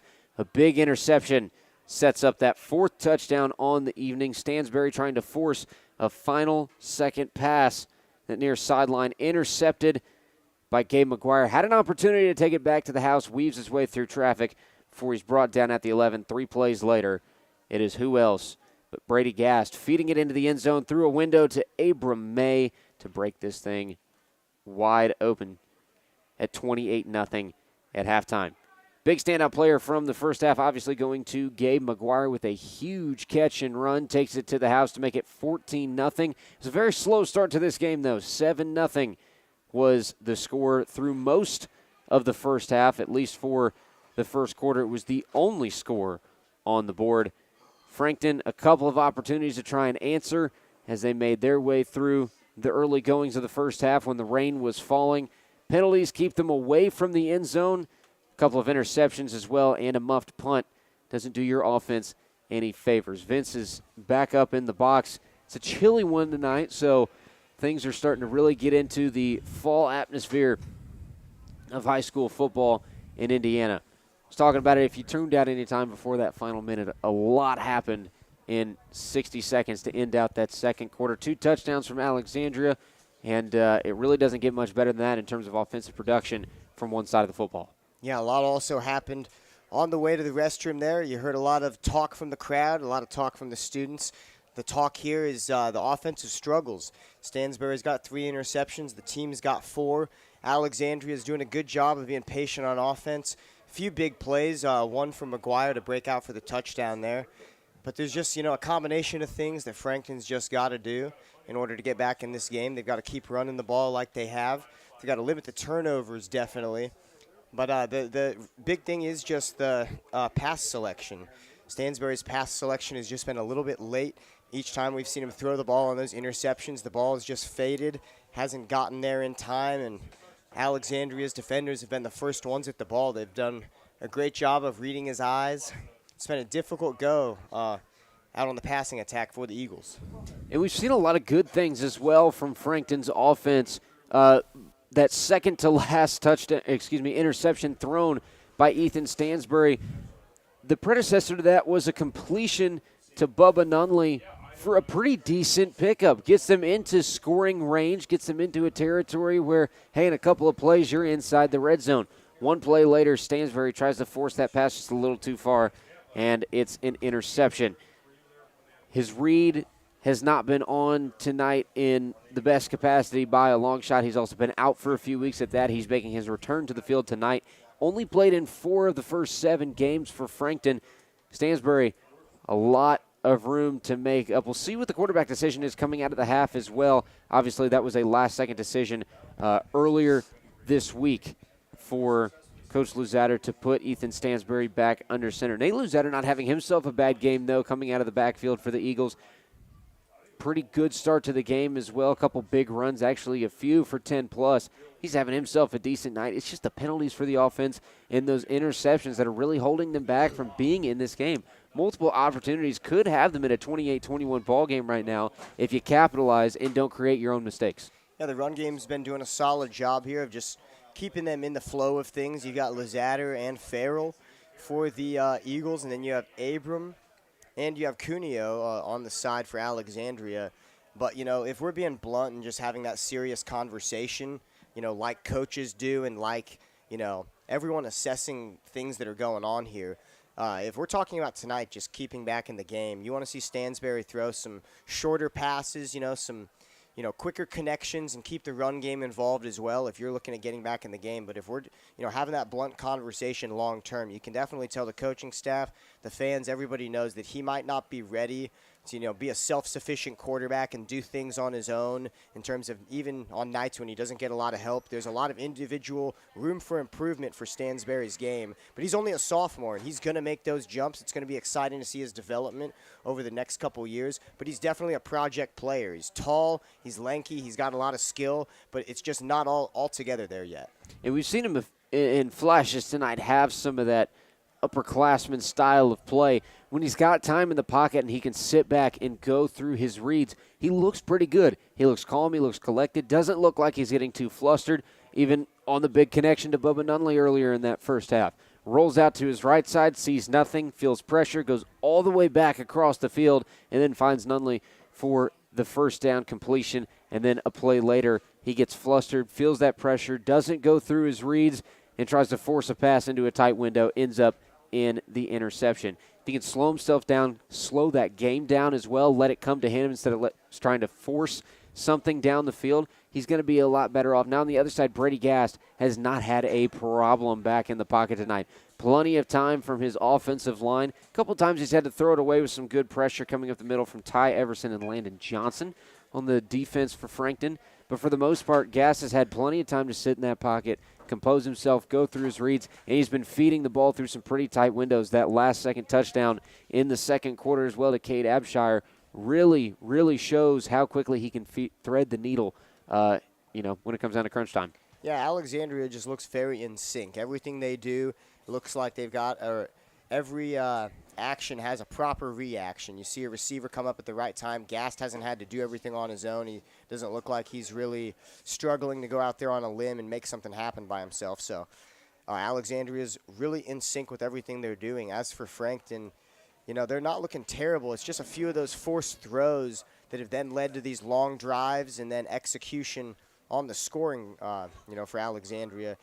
We mentioned, some shorter passes, involvement in the run game, and they could easily get back in this thing. It's senior night. They better get angry and come out here with a big second half. You can only imagine what's taking place in the Frankton locker room right now. Coach Lazatter getting his guys prepped for the second half. 28-0 is the score. Obviously, still plenty of ball game left. The question is there momentum and play style enough to stay together, stay collected, and come back from being down 28-0 in just 2 quarters and make your way back and make this one a ball game down the stretch if you are Frankton. Alexandria's got a commanding lead. They've got the ball first coming out of halftime. It's going to be tough going for the Eagles for the remainder of this contest. Yeah, if Frankton's going to come back and win the game, obviously they've got to fully earn it. I'd look at it like this. Tigers are getting the ball first out of half. You make that stop. You prevent them, from getting a score. You drive them 3 and out, and then automatically you're back in the game. That's when the comeback starts. You got to mix everything up on offense, come back down there with the scoring drive. If we see Frankton get the 3 and out and score a touchdown coming back out of half, they're definitely back into this game. And there is also the possibility on just this first drive of a running clock be getting a 35-point difference. The game clock should be converted to a running clock according to the IHSAA, so the clock will not stop during play with the exception of timeouts, scores, and injuries. So if Alexandria comes out hot in firing in this third quarter like they did at the end of that first half and makes this a 35-0 game, you can see on your screen the teams starting to re-enter the field. If they come out hot in this third quarter, we could be looking at a running clock for the remainder of this ball game, which really takes away from the opportunities that Frankton is going to have. They're going to have to be efficient, take advantage of every opportunity they're given, and minimize those mistakes down the stretch, especially if they're being taken away. Someone runs out of bounds, first down, the clock stopping. They're going to have to make up a lot of ground with that run. Yeah, we're pretty lucky to say, though, that all the games we've done so far this season, we haven't seen that circumstance. We've been lucky with a lot of competitive matchups here. Tonight, we're hoping to see the same thing. Big deficit, but you're at home, you're on senior night, you got a lot to fight for. I think they're going to make a little bit of a comeback and a dent in this lead. We'll see what happens. Just a couple minutes left at halftime, 2 minutes, 53 seconds to be exact. We'll hear from a couple of our sponsors, and then we'll get back into the action. The third quarter is what we've got coming up. 28-0 the lead for Alexandria on IndianaHighSchoolSports.com. Hi, my name is Jason Werner of Werner Financial, an independent investment firm here in Indianapolis. With 10 years of experience as an independent advisor, we provide value to our clients by creating customized investment solutions ranging from managed personal portfolios, 401k planning, and income distribution for retirement plans. We have built Werner Financial with a strong focus in research, diligence to all of our plans, and strong communication with every client. We would love the opportunity to show you our process with a no-cost consultation to discuss your financial future. Every day is a great day to buy a vehicle at Greg Hubler Ford. Because every vehicle comes with our Greg Hubler promise. On top of scheduled maintenance with your vehicle, you'll also enjoy complimentary roadside assistance, service pickup, and drop-off. And a free car wash and quick wash every time you service at Greg Hubler Ford. We're always finding new ways to put our guests first. Mosey on into Muncie. Greg Hubler Ford, promise kept. Universal Roofing and Exteriors is a family-owned and operated business, providing care and honest service for over 30 years. Universal has always been a little bit different. Their certified and trained employees don't just provide excellent work at a fair low price. They care about their customers, simply providing great customer service. Quality, honesty, dependability. That's Universal Roofing and Exteriors. Call us today at 317-257-0779. Looking for training that makes a difference? Then Genesis Sports Performance is for you. Whether you're a grade school, high school, or college athlete, or just looking to get back into shape, Genesis has customized programs providing rapid gains in strength and conditioning, speed and agility. Genesis features a 7,000 square foot facility with state-of-the-art weight room and huge turf surface. Call Genesis at 386-7459 or visit them at genesissportsperformance.com.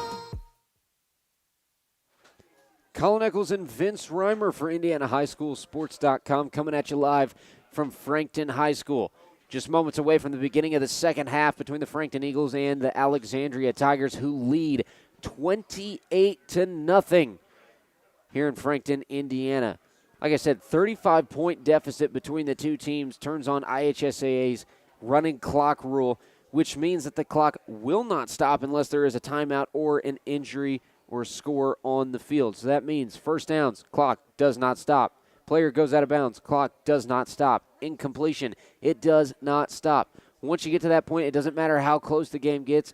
Frankton could come all the way back and tie it up 35-35, and that clock will continue to be a running clock for the remainder of the game. Vince, it's starting to get chillier and chillier as the night goes on. He's just saying that once this running clock starts, if we do get to a 35-point deficit, the running clock cannot be turned back off. So that means it runs for the remainder of the game. That means incompletions, first downs, out of bounds, anything and everything you can think of. It's a running clock for the rest of this. So that means that this first drive for Frankton defensively is going to be crucial in keeping that running clock rule from going into effect. Yeah, it's going to be interesting to see what happens here. They're on the brink of an interesting situation with a mercy rule effect, kind of going into effect here. About 2.5 minutes till the teams take the field. It's got to be super difficult. We haven't seen a cold weather situation this year where the temperature in 1 week has dropped this much. I'm thinking right now, I remember when I was 18. I missed that kind of, being in shape, being able to, be out in the cold, and it really doesn't affect you that much. If I didn't have pants in the booth tonight, I might be dead. So I can only imagine these players coming out of halftime, I'm sure they're keeping loose a little bit, but coming back out on the field when it might be 5 degrees colder, that's something tough to do. At this point, you got to really fight the mental aspect of the game, being down by 28. But little by little here, they can chip away, and they've got more than enough time to get back in this thing. I think dead might be a little bit of a stretch. It's only 50 degrees with the wind chill, so it is a little bit chilly outside. You got some dampness as well, which doesn't help at all. But with these two teams coming out of the second half and Alexandria with a commanding lead, they're going to look to take this one to the bank after this first offensive possession. They will be moving from right to left on your screen, dressed in the white. In the red is Frankton. They'll be moving from left to right to start this second half. Big night coming up for Alexandria. And if you are the Tigers, you're definitely going to be leaning on two guys for the remainder of this game, maybe three. Brady Gass, Carson Cuneo, and Gabe McGuire. Especially McGuire. 89 yards to the house is what he took that touchdown to make it 14-0. So a really, really big start to his game tonight. He's also got an interception and the little jump pass touchdown from Cuneo to McGuire as well. So McGuire's putting in some work tonight, and Cuneo's got himself a touchdown, and Cade Abshire also has the fourth touchdown of the night. So Frankton getting ready to kick off to Alexandria to start this third quarter. 28-0 lead for the Tigers. And kicking away for the Eagles is their place kicker, Colson Phalink, who's out kicking off for the first time tonight. Haven't seen him get the leg in action yet. Back to return for the Tigers is Gabe McGuire and Carson Cuneo. And we'll get things started here in the third quarter. Phalink lined up to kick it away, just awaits the whistle. The whistles have blown. The kick is away. And returning for the Tigers is number 11, Owen Cook. And he's brought down at the 11. So that is where Alexandria will take over. Brady Gast and his high-powered offense looking to get things rolling here on their first offensive possession of the second half and looking to blow the gates wider open than they already are. This is the most crucial time, too, to get this stop and force them off the field on a 3rd and out. As you mentioned, the clock will continue to run if they happen to get another touchdown here, so you got to, for the sake of the lead and the margin in the first place, stop them. But the clock cannot continue to run here. Gast in the gun. We'll hand off to Cuneo up the middle, and Cuneo has a lot of running room. He's going to take it across midfield to the 30, to the 20, to the 10, and into the end zone to make this a 34-0 ball game on one play from scrimmage. 11 minutes and 41 seconds left in the third quarter, and it is now 34-0. They took possession from the 16-yard line, 84 yards to the house, and Corey Layton is on to possibly make this a 35-point lead for Alexandria. Corey Layton's having a fun night. A lot of extra point opportunities out here, no pressure on him. Love to be a place kicker tonight on the winning team. And he will split the uprights. 35-0 the score. Alexandria opens it up after the 84-yard run to the house for Carson Cuneo. Pretty unbelievable on that first play. He's had a good night so far. You know, he has the ability to break out in the open field, but I didn't expect that kind of run. It wasn't easy either. He had a lot of opportunities that he could have gone down. A lot of different points where he made the right cut. 19 seconds in, though. They're at that 35-point mark. A little bit difficult figuring out what to do if you're Frankton here.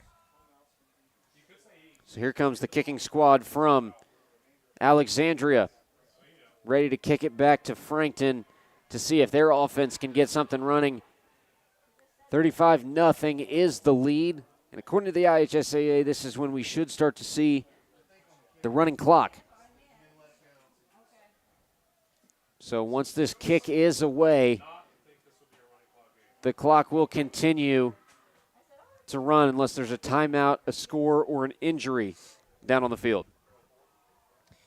I think this is the point, though, where we're going to get to see the Eagles really break out and show what they have, you know, potentially. They're at an uphill battle right here. You can see the mental aspect with the lead starting to play a factor. You know, kind of thinking that they're out of this thing, but that's not the case here. They need a score, and they need to build off of it. Big kick. And here comes the Eagles return man. That's Carmack, and Carmack is swallowed up before he can get to the 25-yard line. In to make the stop for the Tigers defense is Tristan Carroll. For the first time tonight, we're seeing Frankton down 35-0 in their own territory. Looks like about 24-yard line.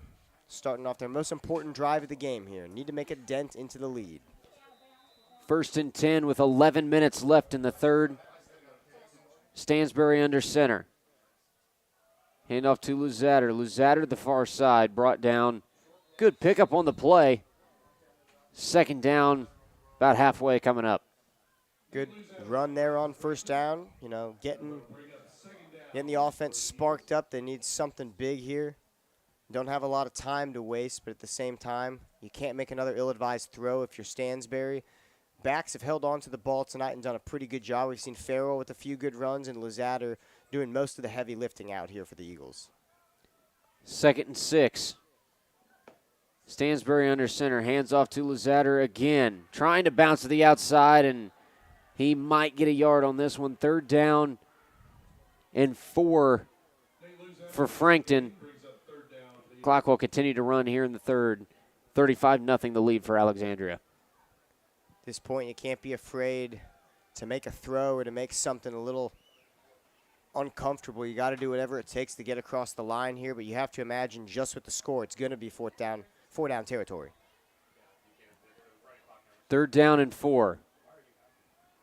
Stansbury under center. One receiver out to each side. Back to pass, goes for the near sideline, complete.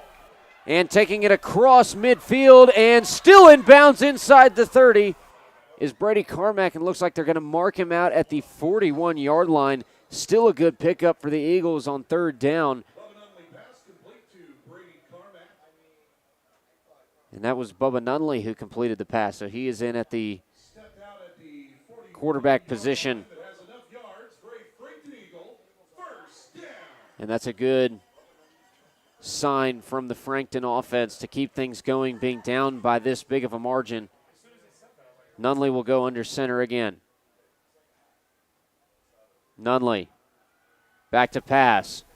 Airs one out near sideline, just a couple yards out of reach for the intended target, Brady Carmack. 2nd and 10 for Frankton. Yeah, Nunley's got quite the arm as well. Throws left-handed, throws confidently in the pocket there.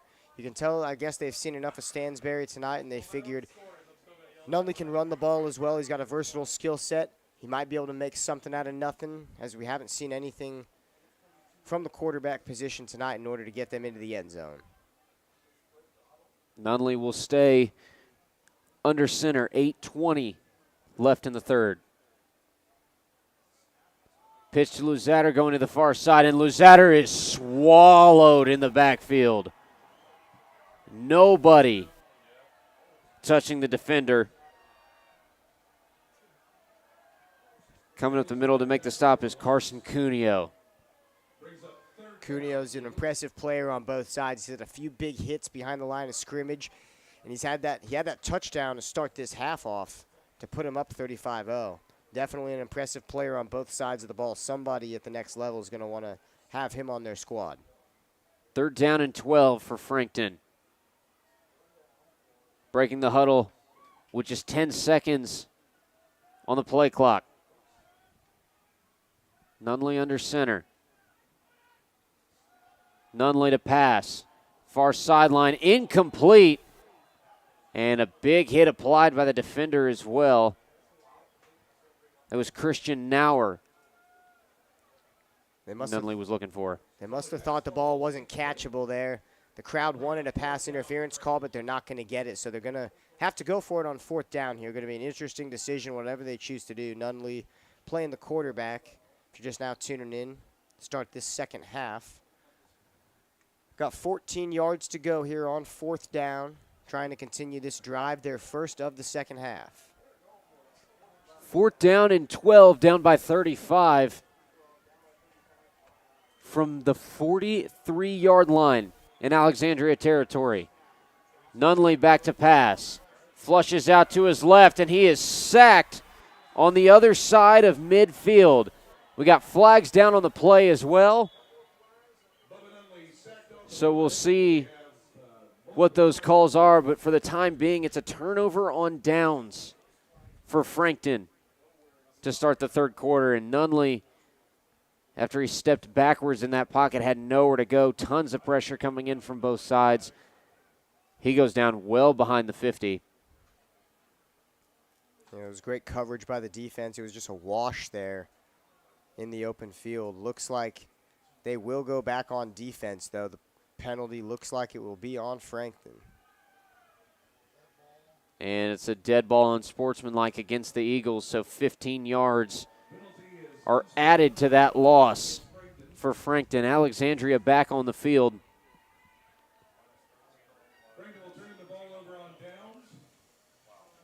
And this is just going to give the opportunity to Brady Gast to keep opening this game up. And we could be looking at a very similar score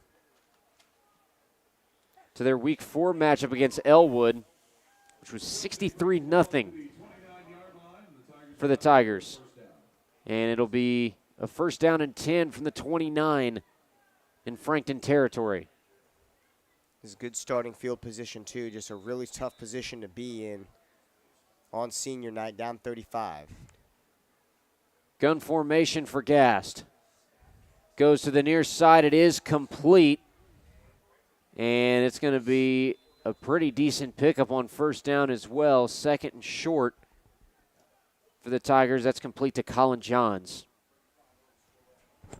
35-0 the score, 4:40 left in the third quarter. Clock will continue to wind down.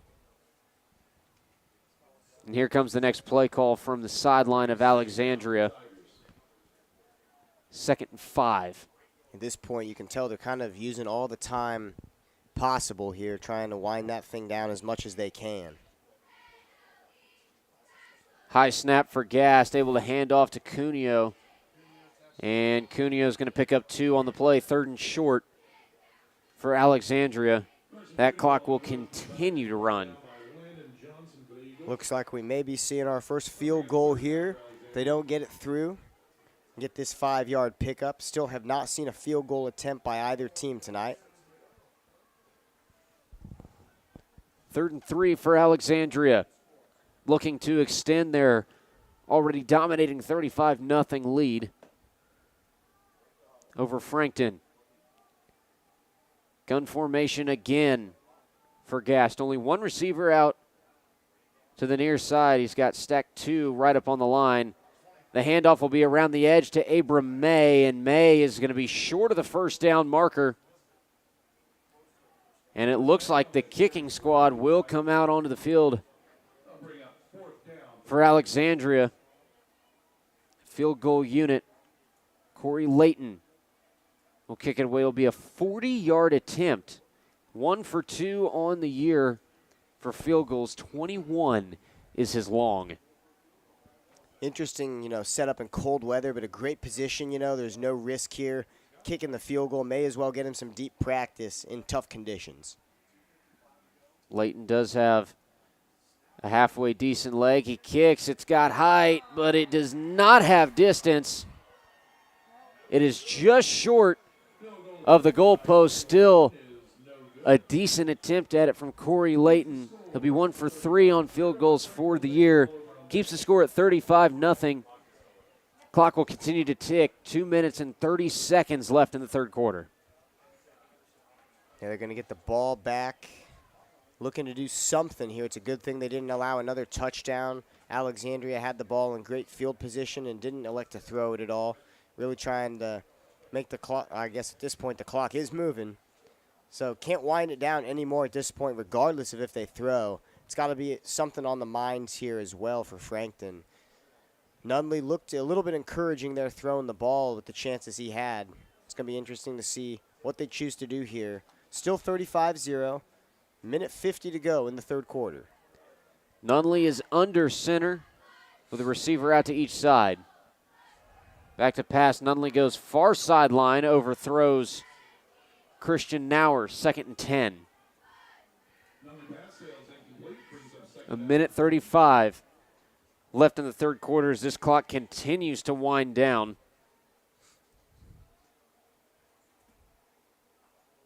It's 2nd and 10 coming up for Frankton. I can tell you one thing that Nunley didn't expect to do was play quarterback tonight on his senior night. He's probably the most versatile player on this team. It makes a big impact on defense, can intercept a few balls, but also on offense. Can end up playing the quarterback position. Got a solid arm as a lefty. Handoff there. Goes to Lazatter. He's going to pick up a couple yards here, but it's going to be 3rd and long coming up. After the spot, looks like it's going to be 3rd down. And 10 again for Frankton. 40 seconds left on the game clock in the third quarter. Just 13 seconds left on the play clock. And there's a hold against Alexandria. So they'll give some yardage to the Eagles towards the end of this third quarter. Just 15 seconds left in the third quarter before we take this to the fourth and final with a 35-0 score in favor of the Tigers. We knew they were going to be pretty high tempo, pretty explosive on that offensive side of the ball coming into tonight. I don't think we expected this to be a 35-0 running clock affair as we head into the fourth quarter. It'll be first down and 10 coming up for Frankton as we end this third quarter. Running clock is still in effect. We'll be back in just a couple of moments on IndianaHighSchoolSports.com.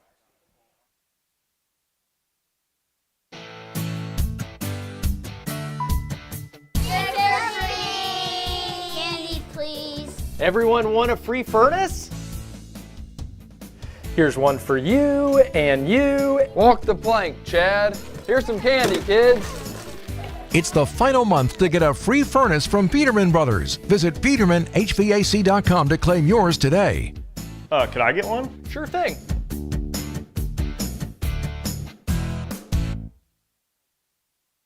The Mower Shop in Fishers is the one-stop shop for all of your lawn maintenance needs. We have a huge selection of Honda and Toro lawnmowers in stock and even more to choose from online. Plus, we carry parts and accessories with super fast shipping. Just need maintenance or repairs? We offer that too, and we'll even deliver. The Mower Shop, family owned for more than 20 years. Visit our showroom just west of State Road 37 in Fishers or shop online at themowershop.com.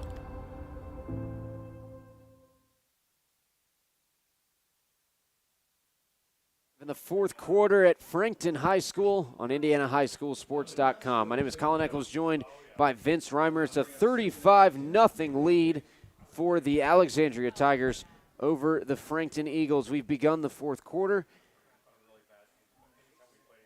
and the running clock still in effect. It will continue to tick. 11 minutes, 38 seconds. Second and 10 coming up for the Eagles.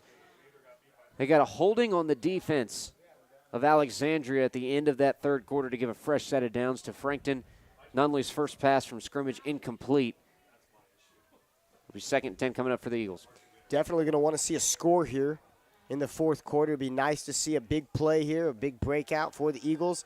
Nunley with a nice-looking deep ball. Just tipped away. Good attempt, though. Huge throw by Nunley on that far sideline. Third down and 10 for the Eagles. It is good to see that they are still taking shots down the field. Some good balls as well from Nunley. Just a little out of reach. Brady Carmack on that last pass attempt. Yeah, Carmack in that first game that we announced against Eastern Hancock earlier in the year was a pretty dynamic player. Made a lot of catches at different points on the field. Was good with the yards after the catch. It's just disappointing we didn't get to see him put his skills on display tonight to the full ability. Nunley under center for third and 10. Back to pass, throws short, complete to Luzader. Luzader with some running room, and he's going to be close to the first down marker. Looks like he will have the first down at the 43-yard line. So the Eagles will keep their offense on the field. Good decision-making by Nunley on that one, looking downfield, feels the pressure. Short little drop-off pass gets the job done. Yeah, these running backs, too, for Frankton really don't get credited with being good receivers out of the backfield. Both of them, good eyes, good ability to pace, figure out the open hole, make a play in the open field here. Luzader doing a good job picking up the first down that we've seen in a minute. First and 10. Farrell in motion, handoff up the middle to Luzader. Good chunk picked up on first down. Second down with 9 minutes and 32 seconds left in the fourth. At midfield here, this is the first time we've seen them in this kind of position in a while. It's going to be encouraging if they can get a few more yards, push themselves into at least field goal range to get a score on the board for the first time tonight. Second down and 6. Nunley under center. Back to pass again, goes to the far sideline. It is complete and enough for a first down. That was Farrell who picked it up. The ball is on the ground and it is headed back the other way. And it will be Alexandria football near the 30-yard line in Frankton territory. And that is a crucial mistake made by Farrell. Gets the ball stripped out. It'll be 1st and 10 from the 32 in Eagle territory. From where we are across the field, right above the Frankton fans, you really couldn't see the fumble happen until it was starting to get ran back. Crucial mistake there, right when they were putting together a quality drive to put some points on the board. So we're going to see the Tigers take over at about Frankton's 38-yard line. 1st down and 10. Gas in the gun for Alexandria. 8 minutes left in the ball game. Still a 35-0 lead. Handoff goes up the middle to Cuneo. And Cuneo will pick up 5, makes it 2nd down and 5 for the Tigers. A good little pickup there. I have to imagine, even if it's going to be gassed, that they're going to run the ball for the remainder of this game. There's no reason to pass it here unless you're really just looking for quality reps. 2nd down and 5 for the Tigers. 7.5 minutes left in the ball game. Tigers back to the line to set up the next play. Just 9 seconds on the play clock. Gun formation again for Grant. Gas to pass complete to the near side to McGuire. McGuire's got it for a 1st down inside the 15. Down to the 13. Fresh set of downs for the Tigers. Clock continues to roll. Now down under 7 minutes. Most dynamic player on the field, continues to make a couple plays late, even when his team's already up big. It's been nice to see all the things McGuire has in his bag, even with all the good ability to catch balls in the open field and break tackles for touchdowns. He does a good job punting the ball as well. Had a nice 50-yarder earlier tonight in the 2nd quarter. Gassed again in the gun. 2 receivers to his left side, 1 to the right. Gassed. Handoff to Cuneo up the middle, and Cuneo, short pickup, sets up 2nd down. It's like 2nd down and 6 for the Tigers. Crew Farrell in on the stop for Frankton's defense. Good stop there, but regardless, we're seeing that clock tick. Unfortunately, it's been that way the entire 2nd half after Cuneo ran the first play of the half in for a touchdown. It's also the only score that we've seen in the 2nd half of action, but nonetheless started this half off with the momentum that we've seen them carry all the way into the 4th quarter here. Gas in the gun, puts McGuire in motion. Handoff goes to Cuneo. He's dropped in the backfield. It's Farrell bringing him down on the tackle for a loss. 3rd down and long for the Tigers. 5.5 minutes left in this 4th quarter. And if you look around the Central Indiana Conference, we got a couple matchup updates for you. Blackford and Oak Hill. Oak Hill leads 34-0 in the 3rd quarter.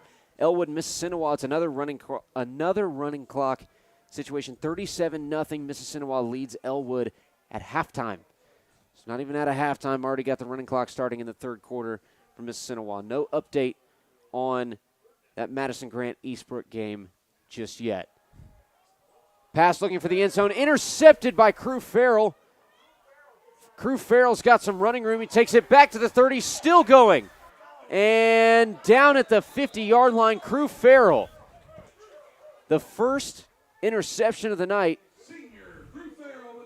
thrown by Brady Gast, only his 2nd interception of the season. And it's Crew Farrell who comes up with it on senior night.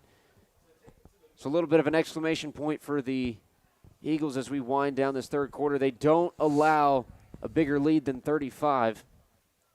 With 4 minutes and 20 seconds left in this 4th quarter, they've got an opportunity to at least put some points on the board and not go out 35 skunk. Yeah, it was a very impressive job getting the first turnover for the Eagles tonight. That was the way to play angry. Did a great job of running the ball back, too. He was the one who actually fumbled the ball on the previous possession. Great job getting it back for your team there. Nunley under center. Back to pass. Fires near sideline, and it is in and out of the hands, but we do have a flag on the field.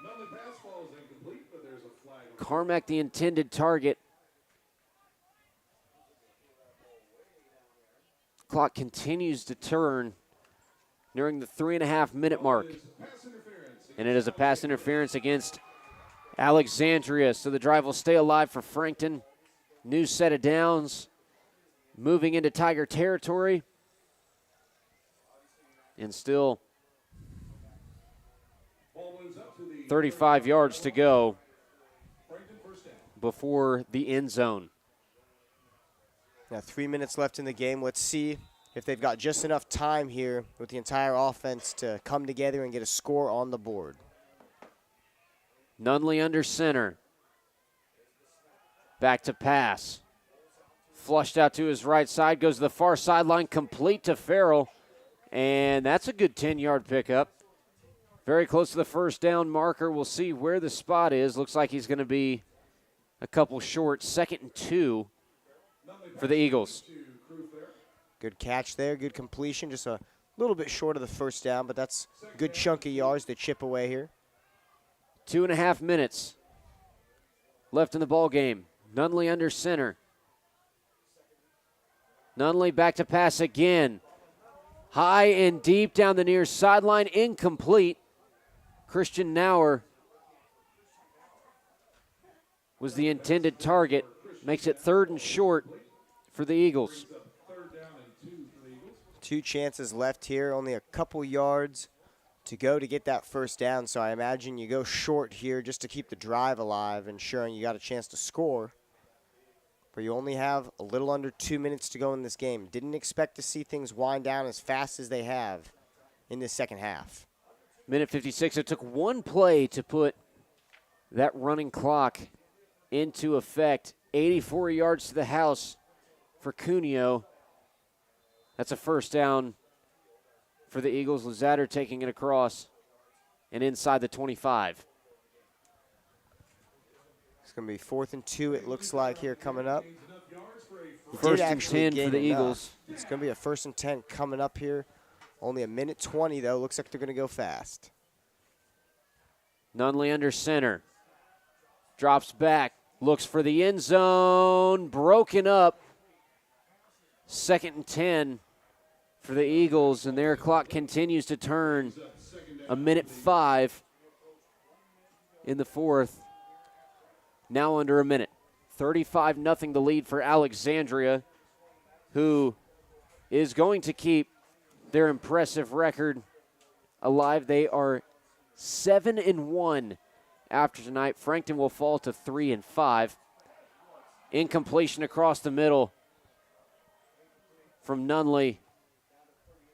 Looking for Farrell. And now at the 30-second mark, it's 3rd down and 10 for Frankton.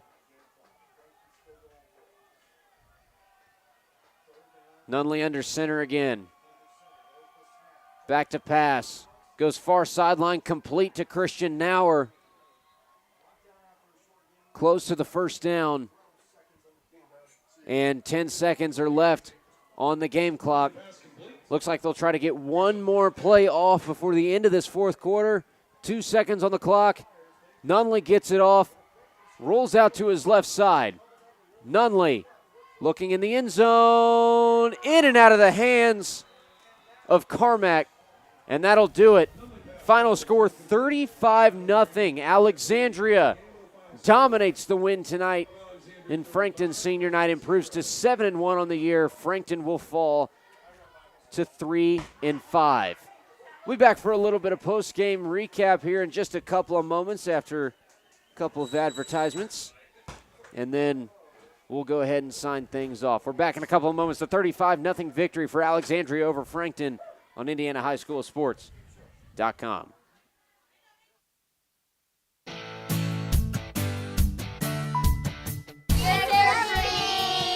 Candy, please. Everyone want a free furnace?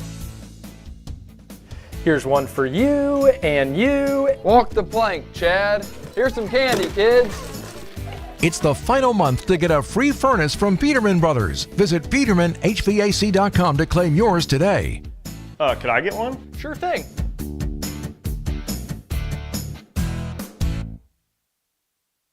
The Mower Shop in Fishers is the one-stop shop for all of your lawn maintenance needs. We have a huge selection of Honda and Toro lawnmowers in stock and even more to choose from online. Plus, we carry parts and accessories with super fast shipping. Just need maintenance or repairs? We offer that too, and we'll even deliver. The Mower Shop, family owned for more than 20 years. Visit our showroom just west of State Road 37 in Fishers or shop online at themowershop.com. Hi, my name is Jason Werner of Werner Financial, an independent investment firm here in Indianapolis. With 10 years of experience as an independent advisor, we provide value to our clients by creating customized investment solutions ranging from managed personal portfolios, 401k planning, and income distribution for retirement plans. We have built Werner Financial with a strong focus in research, diligence to all of our plans, and strong communication with every client. We would love the opportunity to show you our process with a no-cost consultation to discuss your financial future. Every day is a great day to buy a vehicle at Greg Hubler Ford. Because every vehicle comes with our Greg Hubler promise. On top of scheduled maintenance with your vehicle, you'll also enjoy complimentary roadside assistance, service pickup, and drop-off. And a free car wash and quick wash every time you service at Greg Hubler Ford. We're always finding new ways to put our guests first.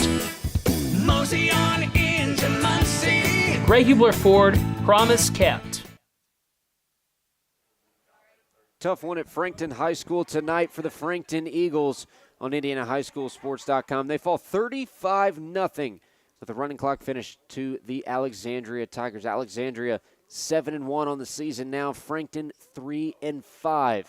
Big performances from the offensive side for the Tigers, especially with two 80-plus yard touchdowns. One coming from the first play from scrimmage in the second half. Carson Cuneo takes it 84 yards up the middle on the run to the house.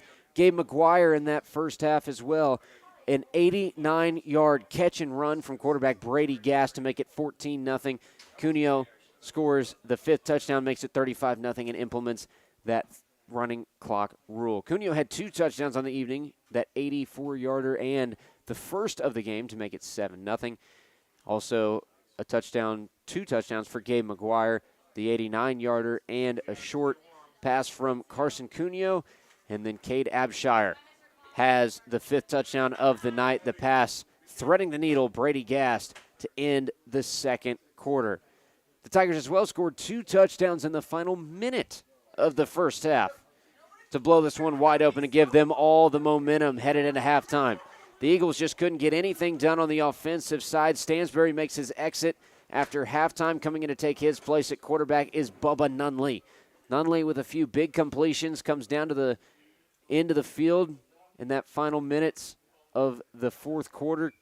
Has an opportunity for the touchdown. Brady Carmack, he can't haul it in to put the Eagles on the board tonight. Tough night for the Eagles on senior night as well. Hate to see that for the seniors, but at the end of the day, this is football, and that is just how things fall. A couple of updates from around the Central Indiana Conference. Mississinawa up on Elwood at halftime, 37-0 into the fourth quarter. It's a running clock situation. Oak Hill over Blackford, 41-0. Obviously, the final score here tonight, 35-0. No update still on that matchup between Madison Grant and Eastbrook. So you can check their max preps later this evening or tomorrow morning if you're interested in the final outcome of that game. Once again, 35-0 the score here tonight at Frankton High School. Alexandria improves to 7-1 and will remain in the top 10 for Class 2A. Frankton falls to 2-4. Thank you to all of our sponsors who make these broadcasts possible each and every single week. For Frankton, for being great hosts as they were in week one as well. I'm going to go ahead and sign things off. For Vince Reimer, for myself, Colin Eccles, thank you for tuning in and listening to